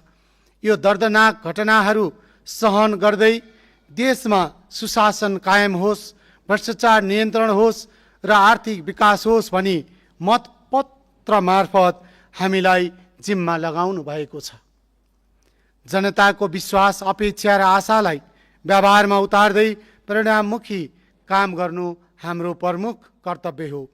कुनै पनि बहानामा यो विश्वास कमजोर हुन दिनु हुँदैन। संसदलाई प्रभावकारी, उत्तरदायी र जनमुखी बनाउनु हाम्रो साझा जिम्मेवारी हो। माननीय सदस्यहरू, निर्वाचनको दौरानमा हामीले आफ्ना वाचा र प्रतिबद्धता मार्फत राखेका प्रस्तावहरू निर्वाचनको प्रक्रियाबाट व्यक्त गरेको स्वीकृति र अनुमोदन अब एकतर्फी वाचा र प्रतिबद्धतामा मात्रै सीमित नरही मतदाता र हामी जनप्रतिनिधि बीचको औपचारिक र आधिकारिक राजनीतिक सम्झौतामा परिणत भएको छ। यसर्थ परिणाम प्राप्तिको लागि अझै पनि धेरै महत्त्वपूर्ण कानुन निर्माण, संशोधन र परिमार्जन गर्न बाँकी छन्। त्यसैले समयबद्ध योजना बनाएर ती कार्यहरू सम्पन्न गर्न सबै माननीय सदस्यहरूको सक्रिय सहभागिता अपरिहार्य छ। संसदलाई निष्क्रियता होइन, कार्य सम्पादनको केन्द्र बनाउनु आवश्यक छ। नेपालको संविधान, लोकतन्त्र र संसदीय पद्धतिको मूलभूत मान्यतालाई आत्मसात गर्दै देशलाई समृद्ध बनाउन संसदीय अभ्यासको आवश्यकता हुन्छ। यस उद्देश्य प्राप्तिको लागि हामी सबैको कर्तव्य रहेको बेहोरा जानकारी गराउँदछु। जेनजी आन्दोलनको माग अनुरूप विकास र समृद्धिको बाटोमा राष्ट्रलाई अगाडि बढाउने हुटहुटी भएका हरेक नागरिकहरूको अभिमत बोकेर हामी सबै सदस्यहरू यस गरिमामय संसदको एकै थलोमा बसी नागरिकहरूको हरेक समस्याको सही समाधानको बाटो पहिल्याउन उपस्थित भएका छौँ। बहुदलीय शासन व्यवस्थामा जनताको अभिमत जाहेर हुने भएकोले सबै सदस्यहरूको समन्वयमा नै संसदको गरिमा र प्रभावकारिता बढ्ने कुरामा दुई मत छैन। संसदमा उपस्थित राजनीतिक दल र सबै सदस्यहरूबाट असल संवैधानिक अभ्यास हुने नै छ। माननीय सदस्यहरू, यहाँहरूलाई अवगत नै छ, संसद सबैभन्दा अनुशासन र मर्यादामा चल्नु पर्दछ। हामीसँग रहेको कानुन, कार्य सञ्चालन नियमावली र प्रचलित अभ्यासका आधारमा यो बैठक अघि बढ्नेछ। नयाँ प्रतिनिधि सभा आएसँगै अब तत्कालै हामी नियमावली मस्यौदा समिति गठन गर्दैछौँ। यसमा सबै यहाँ प्रतिनिधित्व गर्ने राजनीतिक दलको सहभागिता रहनेछ। बैठकलाई प्रभावकारी र सहज रूपमा अघि बढाउनका लागि यहाँहरूको सुझावको अपेक्षा गर्दछु। साथै कार्य सञ्चालन नियमावलीलाई पूर्ण पालना गराउनु हामी सबैको कर्तव्य हुनेछ। यस क्रममा आइपरेका कठिनाइहरू हल गर्न मेरो निष्पक्ष भूमिका रहनेछ। आफैले बनाउनु भएको विधि पालना गर्नका लागि यहाँहरूको पनि महत्त्वपूर्ण भूमिका रहनेछ भन्नेमा म विश्वस्त छु। यस सदनमा केही पुराना र अनुभवी सदस्यहरू हुनुहुन्छ भने धेरै नयाँ र युवा हुनुहुन्छ।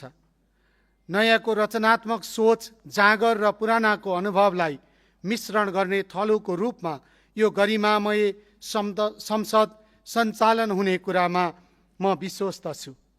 यहाँहरूलाई यो पनि अनुरोध गर्दछु कि राज्यको व्यवस्थापकीय अङ्गको रूपमा रहेको यो सदनले देशको सङ्घीय ऐन कानुनको निर्माण गर्ने दायित्व निर्वाह गर्ने अभिभारा सुम्पिएको अवस्थामा कतिपय कानुनहरू पुराना छन्, कति निष्क्रिय छन् त कति एक आपसमा बाजिएका छन्। तसर्थ नयाँ कानुन निर्माण गर्नुभन्दा पहिला हाल विद्यमान ऐन कानुनको गम्भीर समीक्षा र पुनरावलोकन गरी कुन कुन कानुन खारेज गर्ने, कुन कुन कानुनलाई एकीकृत गर्ने भन्ने अध्ययन पुनरावलोकन सहित आवश्यकता अनुसार नयाँ कानुनको निर्माणमा जुट्नका लागि आग्रह गर्दछु। हामीले गर्ने प्रत्येक निर्णय र गतिविधि जनताले नजिकबाट अवलोकन गरिरहेका हुन्छन्। हामीलाई उहाँहरूले निर्वाचित गराएर पठाउनु भएपछि हाम्रो पहिलो दायित्व उहाँहरूप्रति नै रहनेछ। सबै भूगोल, जात जाति, भाषा, धर्मावलम्बीहरूको साझा प्रतिनिधिमूलक यस सङ्घीय संसदको प्रतिनिधि सभाका हरेक काम कारबाही जनताको विषय बन्नुपर्दछ। हरेक नेपाली नागरिकले संसदमा हुने छलफल, यहाँका गतिविधिमा आफ्नो सहभागिता रहेको महसुस गर्ने गरी हामीले काम गर्नुपर्नेछ। संसदलाई नीतिगत बहस, संवाद र समाधानको प्रभावकारी थलो बनाउनु हाम्रो साझा कर्तव्य हो। माननीय सदस्यहरू, सभामुखको पद तटस्थ, निष्पक्ष र समन्वयकारी हुने कुरामा यहाँहरू समक्ष प्रतिबद्धता जाहेर गर्दछु। संसदमा सबै माननीय सदस्यहरूको भूमिका बराबर हुन्छ र हुनुपर्दछ। यहाँहरू जनताको प्रतिनिधित्व गरेर आउनु भएकोले कुनै पनि सदस्यलाई दलगत सहभागिताका आधारमा भेदभाव हुने छैन भन्ने स्पष्ट पार्दछु। संसदीय व्यवस्थामा सभामुख पदको गरिमालाई अझ उच्च बनाउने कार्यमा मेरो अहम भूमिका रहनेछ। संसदीय व्यवस्थाको सुन्दरता नै नीतिगत बहस, छलफल र निष्कर्ष रहने हुन्छ। यस कार्यको लागि संसद एक खुला विश्वविद्यालय सरह रहने कुरा व्यक्त गर्दछु। सत्ता पक्षको गुण र दोषको आधारमा प्रतिपक्षले भूमिका निर्वाह गर्ने हुँदा समाजमा सुशासन कायम गरी विकसित राष्ट्र निर्माणमा सबै माननीयहरूको बराबरी भूमिका रहने हुन्छ। नेपालको संविधान, प्रतिनिधि सभा नियमावली र प्रचलित कानुनलाई मार्गदर्शन मानी समग्र संसदीय क्रियाकलाप सञ्चालन हुनेछ। संविधान र प्रचलित कानुनको अधीनमा रही राजनीतिक दलहरूसँगको आपसी सहयोग र समन्वयको आधारमा अघि बढ्ने समेत प्रतिबद्धता व्यक्त गर्न चाहन्छु। देशमा सुशासन कायम, भ्रष्टाचार नियन्त्रण गरी विकास निर्माण गर्न र रोजगारी सिर्जनाका लागि आवश्यक कानुन बनाउने थलो संसद भएकोले सबै राजनीतिक दलहरूलाई रचनात्मक सहयोग र सहभागिताको लागि हार्दिक आग्रह गर्दछु। माननीय सदस्यहरू, म कुनै राजनैतिक दलमा आबद्ध भएर नै निर्वाचित प्रतिनिधि सभा सदस्यको हैसियतमा यस गरिमामय सभाको सभामुख पदको जिम्मेवारीमा आइपुगेको हुँ। विगतमा राजनीतिक दलमा सहभागी भएकै कारण यस गरिमामय सभाको मर्यादा र आँचमा कुनै कमी हुन दिने छैन। सबै सदस्यहरू मेरा लागि बराबर हुनुहुन्छ र यस गरिमामय सभाबाट प्राप्त सबैको सुझावलाई तटस्थ भएर कार्यान्वयन गर्नु मेरो परम कर्तव्य हुनेछ। सभामुख निष्पक्ष र स्वतन्त्र भए मात्र यस गरिमामय सभा र सदस्यहरूको ओज बढ्दछ भन्ने कुरामा म विश्वास दिलाउँछु। सङ्ख्याकै आधारमा कुनै भेदभाव हुँदैन र हुने पनि छैन। यहाँहरू सबैबाट सभा सञ्चालनका लागि क्रियाशीलता, रचनात्मक सहयोग र समन्वयको अपेक्षा गर्दछु। माननीय सदस्यहरूको यो सक्रिय सहभागिता र हालसम्म सभाको अध्यक्षता गर्नुभएका माननीय अर्जुन नरसिंह केसीप्रति हार्दिक धन्यवाद व्यक्त गर्दछु। धन्यवाद।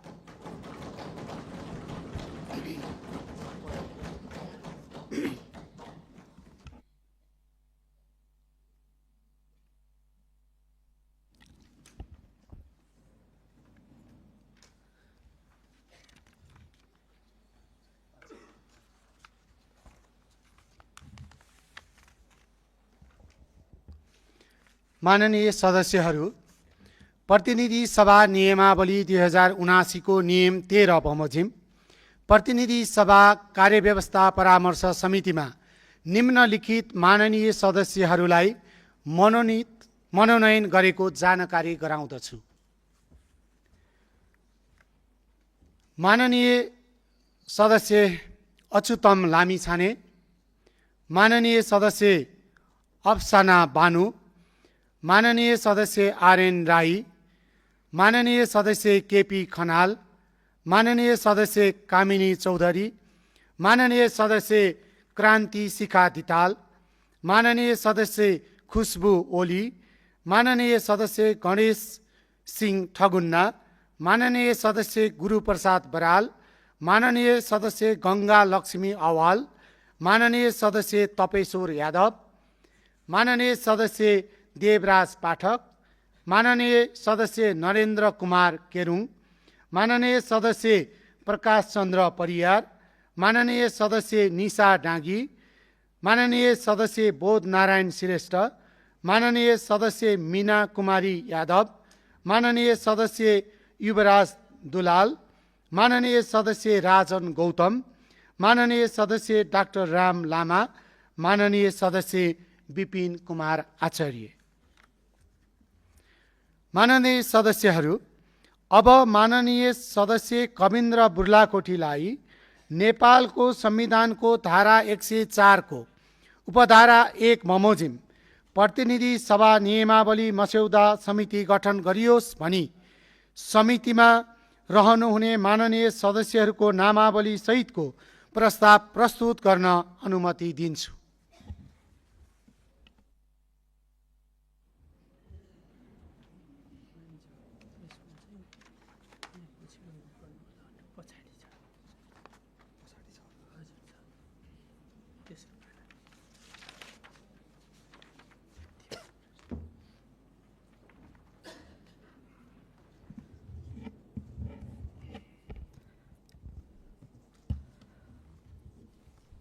सम्माननीय सभामुख महोदय, नेपालको संविधानको धारा 104 को उपधारा 1 बमोजिम प्रतिनिधि सभाले आफ्नो कार्य सञ्चालन गर्न, बैठकको सुव्यवस्था कायम राख्न र समितिहरूको गठन, काम कारबाही र प्रतिनिधि सभा वा समितिको कार्यविधि नियमित गर्न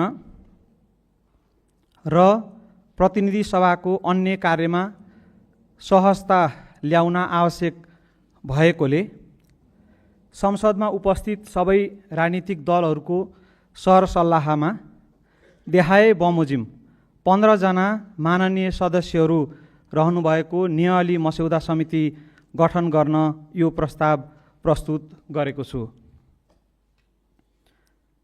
1. समितिको गठन। यस प्रस्ताव बमोजिम गठित समितिको नाम प्रतिनिधि सभा नियमावली मस्यौदा समिति रहेको छ। 2. समितिमा देखाए बमोजिमका माननीय सदस्यहरू रहनेछन्। 1. माननीय गणेश पराजुली सभापति। 2. माननीय डाक्टर ओजस्वी शेरचन सदस्य। माननीय एन बहादुर महर सदस्य। माननीय खगेन्द्र सुनार सदस्य। माननीय खुशबु ओली सदस्य। माननीय गजला समीम मिक्रानी सदस्य। माननीय तपेश्वर यादव सदस्य। माननीय ध्रुवराज राई सदस्य। माननीय निशा डाँगी सदस्य। माननीय निष्कल राई सदस्य। माननीय बलावती शर्मा सदस्य। माननीय मधु चौलागाई सदस्य। माननीय यज्ञमणि नेउपाने सदस्य। माननीय रेखा कुमारी यादव सदस्य र माननीय सुलभ खरेल सदस्य। 2. समितिको कार्यक्षेत्र। प्रतिनिधि सभाको कार्य सञ्चालन गर्न, बैठकको सुव्यवस्था कायम राख्न, समितिको गठन, काम कारबाही र अन्य कुरा नियमित गर्न तथा नियमित व्यवस्थापकीय कार्य सम्पादन गर्दा अपनाउनु पर्ने कार्यको लागि नेपालको संविधान अनुरूप प्रतिनिधि सभाको नियमावली मस्यौदा तयार गर्ने र नियमावली पारित गर्ने सम्मका व्यवस्थामा आइपर्ने सम्पूर्ण कार्यहरू गर्ने। 3. समितिको कार्यविधि। सभामुखको सामान्य निर्देशनमा रही समितिले आफ्नो कार्यविधि आफैले व्यवस्थित गर्न सक्नेछ। 2. समितिले आवश्यक देखेमा विशेषज्ञ लगायत सम्बन्धित अन्य व्यक्तिको सहयोग लिन सक्नेछ।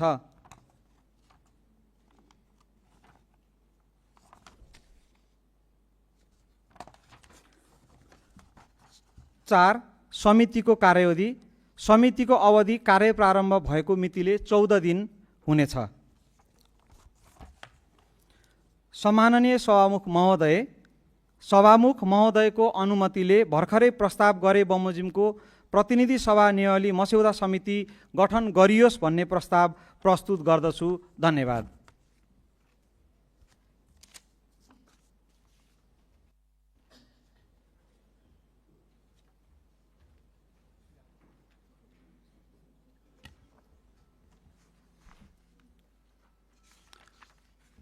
अब माननीय सीता थपलियालाई उक्त प्रस्तावको समर्थन गर्न अनुमति दिन्छु।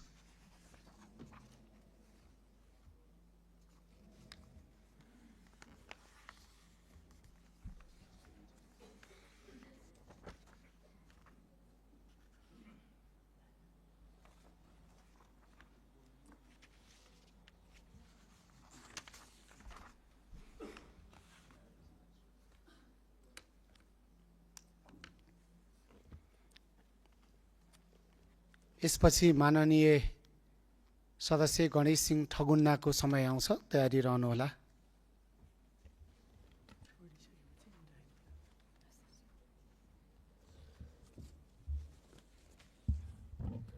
सम्माननीय सभामुख महोदय, सभामुख महोदयको अनुमतिले माननीय कविन्द्र बुर्लाकोटीले प्रस्ताव गर्नुभएको प्रतिनिधि सभा नियमावली मस्यौदा समिति गठन गरियोस् भन्ने प्रस्तावको समर्थन गर्दछु। सम्माननीय सभामुख महोदयलाई सर्वसम्मति निर्वाचित हुनुभएकोमा हार्दिक बधाई ज्ञापन गर्दछु मेरो तर्फबाट र नेपाली कांग्रेसको तर्फबाट। म धादिङको छोरी, सम्माननीय सभामुख पनि धादिङबाट प्रतिनिधित्व गर्नुहुन्छ, उहाँ धादिङमै जन्मिएको छोरो हुनुहुन्छ, त्यसैले पनि गर्व महसुस भएको छ। अर्को कुरा, मैले धादिङको सुगन्धित माटोलाई शिरमा लिएर सजाएर आएको छु। धादिङको माटोलाई यो गरिमामय सदनमा सुगन्धित बनाउने जिम्मेवारी छ। धादिङलाई र नेपाली कांग्रेसप्रति हार्दिक नमन ज्ञापन गर्दछु। धन्यवाद।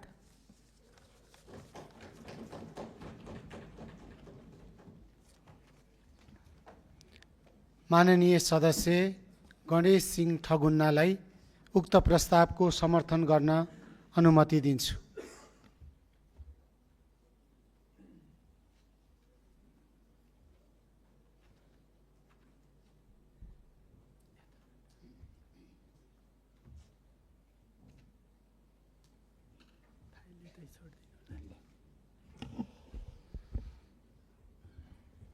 सम्माननीय सभामुख महोदय, सर्वप्रथम यस गरिमामय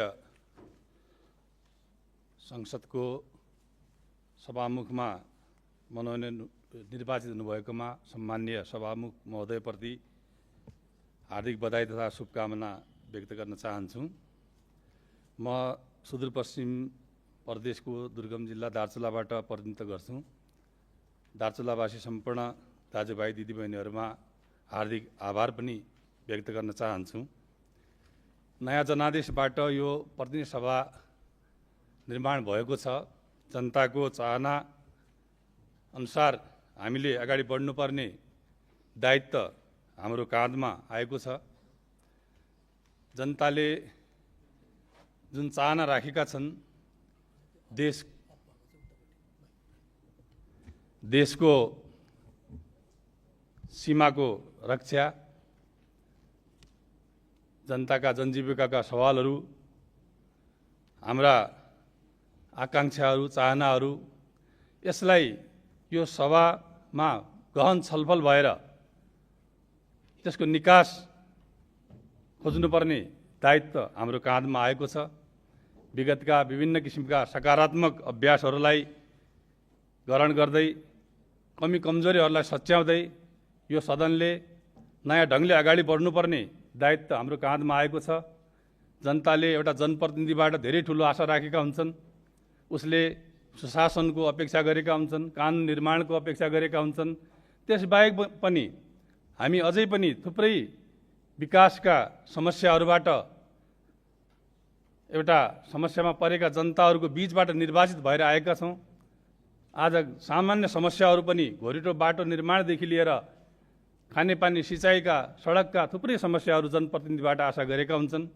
एउटा जनप्रतिनिधिले सदनमा उठाएका कुराहरूको सुनवाई नहुँदाखेरि त्यसको ठुलो असर तल जनतामा परिरहेको हुन्छ। यसकारण मैले अपेक्षा गरेको छु कि आगामी दिनमा एउटा जनप्रतिनिधिले यो सदनमा उठाएका कुराहरूको तत्काल रेस्पोन्स होस्, सुनवाई होस्। जनप्रतिनिधिले एउटा निवेदन बोकेर मन्त्रीको अगाडि, सचिवको अगाडि, कर्मचारीको ढोकामा उभिनुपर्ने अवस्थाको अन्त्य होस्। यो व्यवस्था हामीले प्रतिनिधि सभा नियमावली मार्फत हामीले गर्नुपर्छ। कतिपय व्यवस्थाहरू विगतमा पनि छन्, कतिपय व्यवस्थाहरू अझ यसमा समावेश गर्नुपर्छ र सदनमा उठेका कुराहरू सरकारले त्वरित ढङ्गले कार्यान्वयन गर्ने किसिमको व्यवस्था यो नियमावलीमा राख्नुपर्नेछ।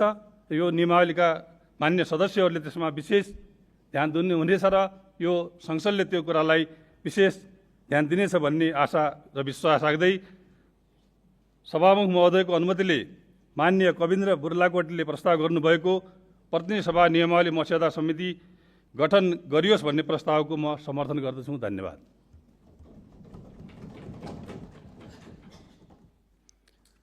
अब माननीय सदस्य युवराज दुलाललाई उक्त प्रस्तावको समर्थन गर्न अनुमति दिन्छु।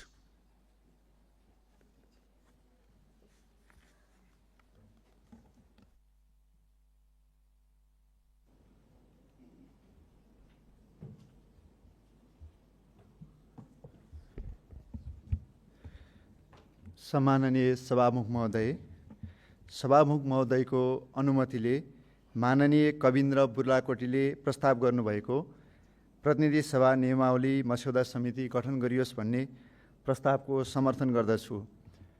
र सँगै म समर्थन गर्न मात्रै आएको हो, तर मैले थोरै सुझाव, यो प्रतिनिधि सभा नियमावली हामी अहिले यसलाई ओनरसिप लिइसकेका छौँ, स्वीकार गरिसकेका छौँ। सभाको काम कार्य व्यवस्थित, पारदर्शित र जनपक्षीय बनाउनको लागि यसलाई यस्तै अवस्थामा होइन, यो धेरै नै पुरानो मोडालिटीबाट आएको छ। यसमा एउटा ब्रेक थ्रो हुने गरी र आजको जमानमा स्मार्टली हामीले यो सदनलाई कसरी अगाडि लाने भन्ने सवालमा यो प्रस्तावित मस्यौदा समितिले राम्रो काम गर्नलाई उहाँहरूलाई सफलता मिलोस् भन्ने शुभकामना पनि व्यक्त गर्न चाहन्छु। र आज पहिलो दिन यो रोस्टममा जनताको प्रतिनिधि भएर उभिएर बोल्दै गर्दा मलाई निर्वाचित गर्नुहुने सिन्धुपाल्चोक क्षेत्र नम्बर 2 का आदरणीय मतदाताहरूलाई स्मरण गर्दै उहाँहरूप्रति आभार व्यक्त गर्दै बिदा हुन्छु। धन्यवाद।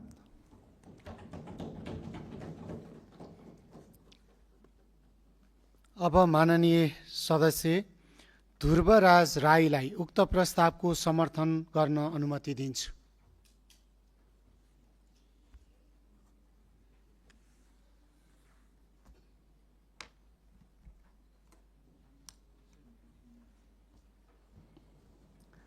सम्माननीय सभामुख महोदय, यो अहिले सम्माननीय सभामुख महोदयको अनुमतिमा कविन्द्र बुर्लाकोटी ज्यूले प्रस्ताव गर्नुभएको प्रतिनिधि सभा नियमावली मस्यौदा समिति गठन गरियोस् भन्ने प्रस्तावको समर्थन गर्दछु। साथै यति बेला हाम्रो सदनमा भर्खरै सभामुख महोदय नवनिर्वाचित हुनुहुन्छ, उहाँलाई हाम्रो पार्टीको तर्फबाट र मेरो आफ्नो व्यक्तिगत तर्फबाट बधाई ज्ञापन गर्न चाहन्छु र थोरै कुराहरू पनि यहाँ रोस्टममा उभिसकेपछि भन्नुपर्छ जस्तो मलाई लाग्छ। यो बेलामा हाम्रो देश नयाँ मोडलबाट चलेको भनेर धेरै विद्वानहरूले भनिरहेको छ, जुन कुरामा हामी सहमत छौँ। यो सम्मानित सदनमा उभिरहँदा हामी अघि माननीयज्यूहरूले पनि उठाउँदै हुनुहुन्थ्यो, हाम्रो सरकारले के व्यवस्था गर्ने हो, मध्यपूर्व एसियामा अथवा खाडी मुलुकमा भइरहेको द्वन्द्वले आज हाम्रो भान्साहरूमा, हाम्रो जनजीवनहरूमा प्रभावित भइरहेको छ। त्यस्तै गरेर प्राकृतिक विपदले धेरै ठाउँहरूमा भोजपुरमा 300 घरधुरीहरू उडाएको छ, जसमा 8-10 वटा स्कुलहरूको छानाहरू उडाएको छ। यसमा सरकारको ध्यान जाओस्। मलाई लाग्छ प्रधानमन्त्री हुनुहुन्न, यहाँ गृहमन्त्रीज्यूहरू लगायत मन्त्रीज्यूहरू हुनुहुन्छ। गृह मन्त्रालय अन्तर्गत नै धेरै चिजहरू पर्ने हुनाले पनि म गृहमन्त्रीज्यूलाई ध्यान आकर्षण गराउन चाहन्छु। र यो बेलामा सबै जनताहरूले महसुस गर्ने गरी यो सदन मार्फत हामीले आफ्नो गतिविधिहरू र आवाजहरू बुलन्द गर्नुपर्नेछ। मेरो भनाइ यहाँ अन्त गर्दछु। धन्यवाद।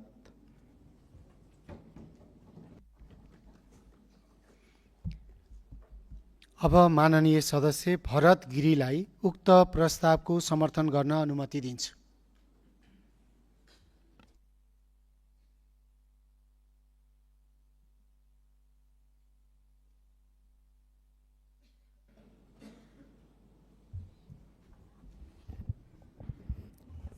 सम्माननीय सभामुखज्यू, सभामुख महोदय को अनुमतिले माननीय कविन्द्र बुर्लाकोटी प्रस्ताव गर्नुभएको प्रतिनिधि सभा नियमावली मस्यौदा समिति गठन गरियोस् भन्ने प्रस्ताव समर्थन गर्दछु। यो समर्थनको साथसाथै हामी राष्ट्रिय प्रजातन्त्र पार्टीले मुलुकको अवस्था व्यवस्थालाई परिवर्तन गर्नुपर्छ, यो यथास्थितिबाट मुलुक चल्न सक्दैन भनेर हामीले जो अभियानको रूपमा अगाडि बढेका थियौँ, अहिले यो सदनलाई जुन किसिमको परिवर्तनको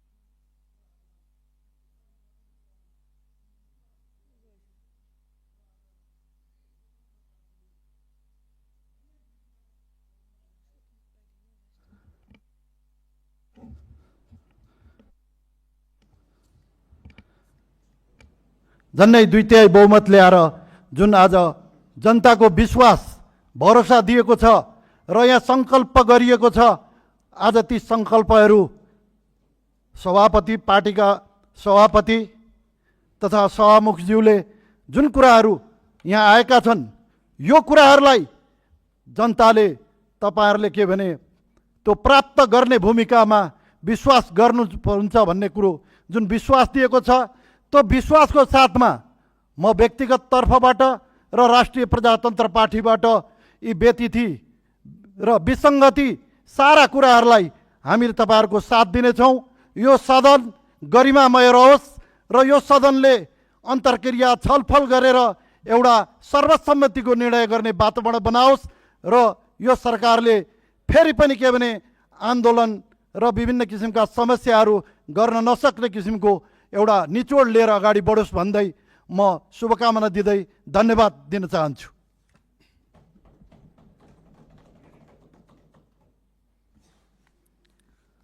अब म माननीय सदस्य पुष्पा कुमारी चौधरीलाई उक्त प्रस्तावको समर्थन गर्न अनुमति दिन्छु।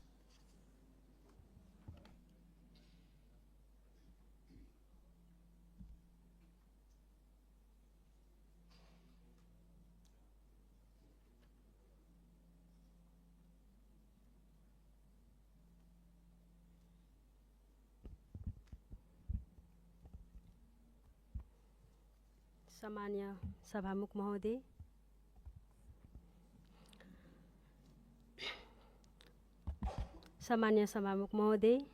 सभामुख महोदयको अनुमतिले माननीय कविन्द्र बुर्लाकोटीले प्रस्ताव गर्नुभएको प्रतिनिधि सभाको नियमावलीमा मस्यौदा समितिको गठन गरियोस् भन्ने प्रस्तावको समर्थन गर्दछु र साथसाथै नवनिर्वाचित सम्मान्य सभामुख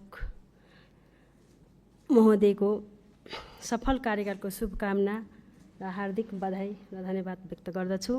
र म यहाँ पहिलोचोटि यो सदनमै गरिमाई पदमा उभिरहँदा र बोलिरहँदाखेरि म आफ्नो निर्वाचित सप्तरी जिल्ला क्षेत्र नम्बर 1 को सम्पूर्ण जनतालाई म हार्दिक प्रकट गर्न चाहन्छु र जुन नीति नियम र जुन आशा भरोसाले जुन जनताले हामीलाई बहुमत झन्डै 2/3 बहुमतले जुन साथ र समर्थन दिनुभएको छ उहाँहरूलाई धेरै धेरै धन्यवाद व्यक्त गर्न चाहन्छु। र जुन आशा भरोसाले जुन परिवर्तनको निम्ति जुन जनताले हामीलाई 2/3 झन्डै 2/3 मतले जुन निर्वाचित गराउनु भएको छ, मतदान दिनुभएको छ, उहाँहरूको जुन आशा भरोसा हामी कहिले पनि तोड्ने छैन र निराश हुने दिने छैन भन्ने प्रतिबद्धता साथ सभामुख महोदय मार्फत समक्ष व्यक्त गर्न चाहन्छु। हस्, धन्यवाद।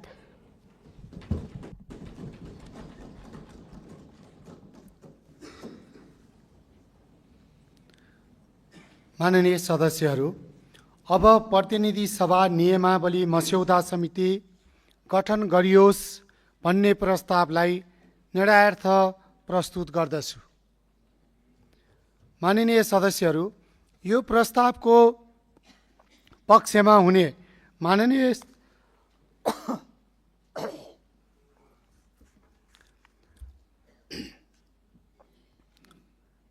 सदस्यहरू, यो प्रस्तावको पक्षमा हुने माननीय सदस्यहरूले हुन्छ भन्नुहोला र यसको विपक्षमा हुने माननीय सदस्यहरूले हुन्न भन्नुहोला।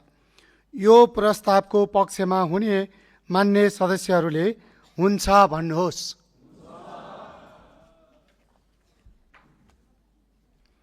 यो प्रस्तावको विपक्षमा हुने मान्य सदस्यहरूले हुन्न भन्नुहोस्। मान्य सदस्यहरू, हुन्न भन्ने आवाज सुनिएन, तसर्थ प्रतिनिधि सभा नियमावली मस्यौदा समिति गठन गरियोस् भन्ने मान्य सदस्यहरूको नामावली सहितको प्रस्ताव सर्वसम्मतिले पारित गरेको घोषणा गर्दछु।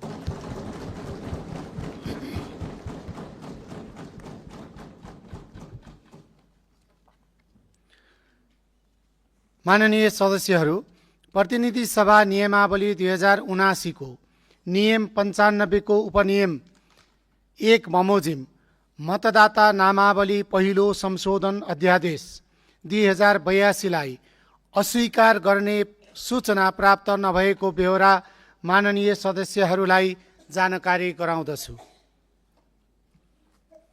माननीय सदस्यहरू, अब माननीय गृह मन्त्री सुदन गुरुङलाई मतदाता नामावली पहिलो संशोधन अध्यादेश 2082 लाई स्वीकृत गरियोस् भनी प्रस्ताव प्रस्तुत गर्न अनुमति दिन्छु।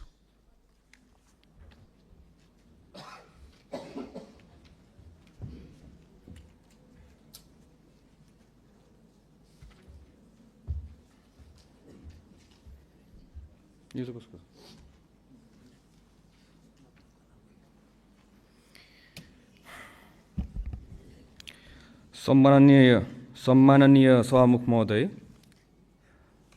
महोदय, अनुमतिले मतदाता नामावली पहिलो संशोधन अध्यादेश 2082 लाई स्वीकृत गरियोस् भनी प्रस्ताव प्रस्तुत गर्दछु। धन्यवाद।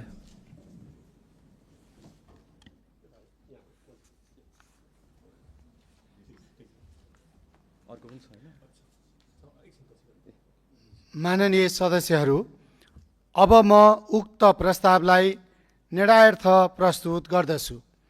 यो प्रस्तावको पक्षमा हुने माननीय सदस्यहरूले हुन्छ भन्नुहोला र यसको विपक्षमा हुने माननीय सदस्यहरूले हुन्न भन्नुहोला।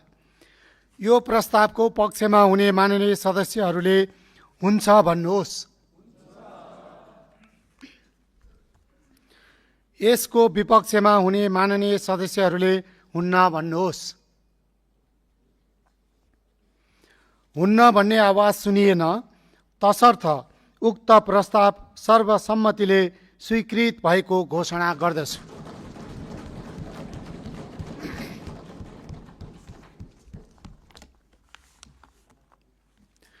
माननीय सदस्यहरू, प्रतिनिधि सभा नियमावली 2079 को नियम 95 को उपनियम 1 बमोजिम प्रतिनिधि सभा सदस्य निर्वाचन पहिलो संशोधन अध्यादेश 2082 लाई अस्वीकार गर्ने सूचना प्राप्त नभएको बेहोरा माननीय सदस्यहरूलाई जानकारी गराउँछु। माननीय सदस्यहरू, अब माननीय गृह मन्त्री सुदन गुरुङलाई प्रतिनिधि सभा सदस्य निर्वाचन पहिलो संशोधन अध्यादेश 2082लाई स्वीकृत गरियोस् भनी प्रस्ताव प्रस्तुत गर्न अनुमति दिन्छु।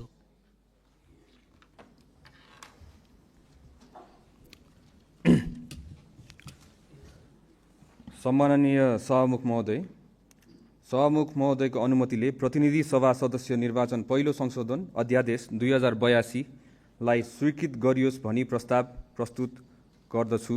धन्यवाद।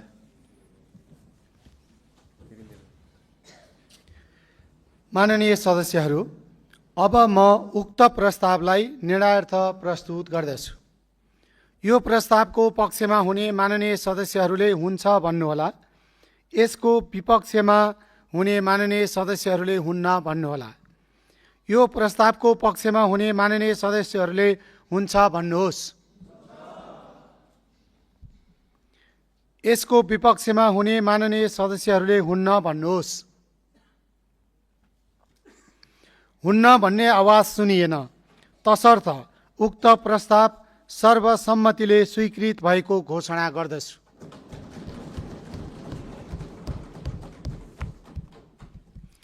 माननीय सदस्यहरू, प्रतिनिधि सभा नियमावली 2079 को नियम 95 को उपनियम 1 बमोजिम नेपाल विशेष सेवा दोस्रो संशोधन अध्यादेश 2082 लाई अस्वीकार गर्ने सूचना प्राप्त नभएको बेहोरा माननीय सदस्यहरूलाई जानकारी गराउँछु।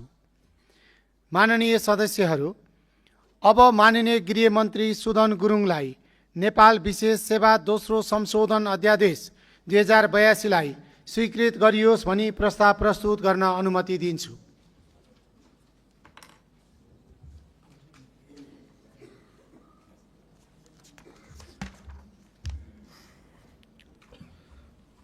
सम्माननीय सभामुख महोदय, सभामुख महोदयको अनुमतिले नेपाल विशेष सेवा दोस्रो संशोधन अध्यादेश 2082 लाई स्वीकृत गरियोस् भनी प्रस्ताव प्रस्तुत गर्दछु।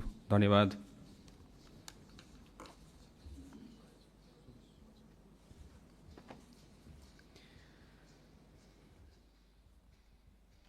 माननीय सदस्यहरू, अब म उक्त प्रस्तावलाई निर्णयार्थ प्रस्तुत गर्दछु। यो प्रस्तावको पक्षमा हुने माननीय सदस्यहरूले हुन्छ भन्नुहोला र यसको विपक्षमा हुने माननीय सदस्यहरूले हुन्न भन्नुहोला। यो प्रस्तावको पक्षमा हुने माननीय सदस्यहरूले हुन्छ भन्नुहोस्। यसको विपक्षमा हुने माननीय सदस्यहरूले हुन्न भन्नुहोस्। हुन्न भन्ने आवाज सुनिएन, तसर्थ उक्त प्रस्ताव सर्वसम्मतिले स्वीकृत भएको घोषणा गर्दछु।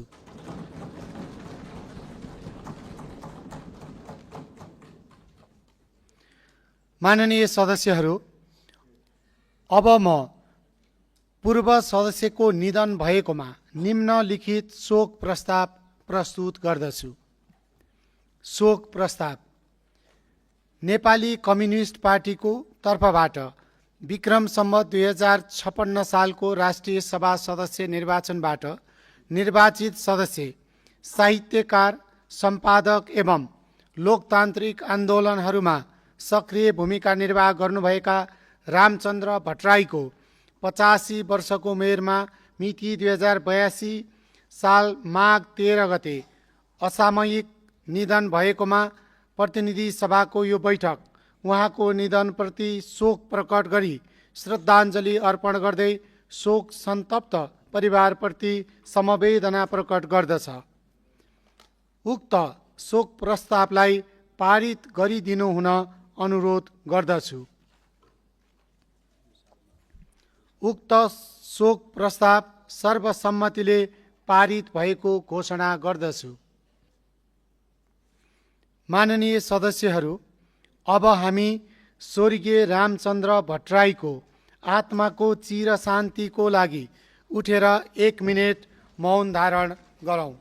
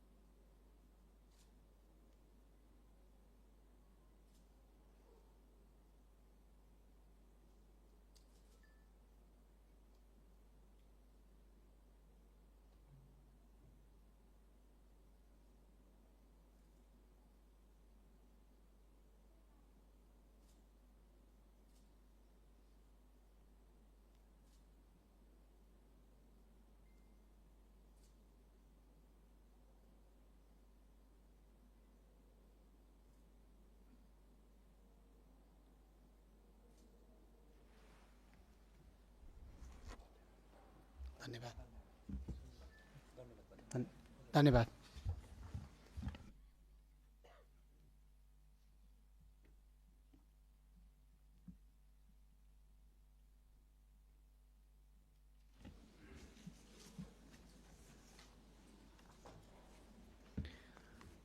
माननीय सदस्यहरू, अब प्रतिनिधि सभाको अर्को बैठक 2082 साल चैत्र 24 गते मङ्गलबार दिनको 1 बजे बस्ने गरी यो बैठक स्थगित हुन्छ।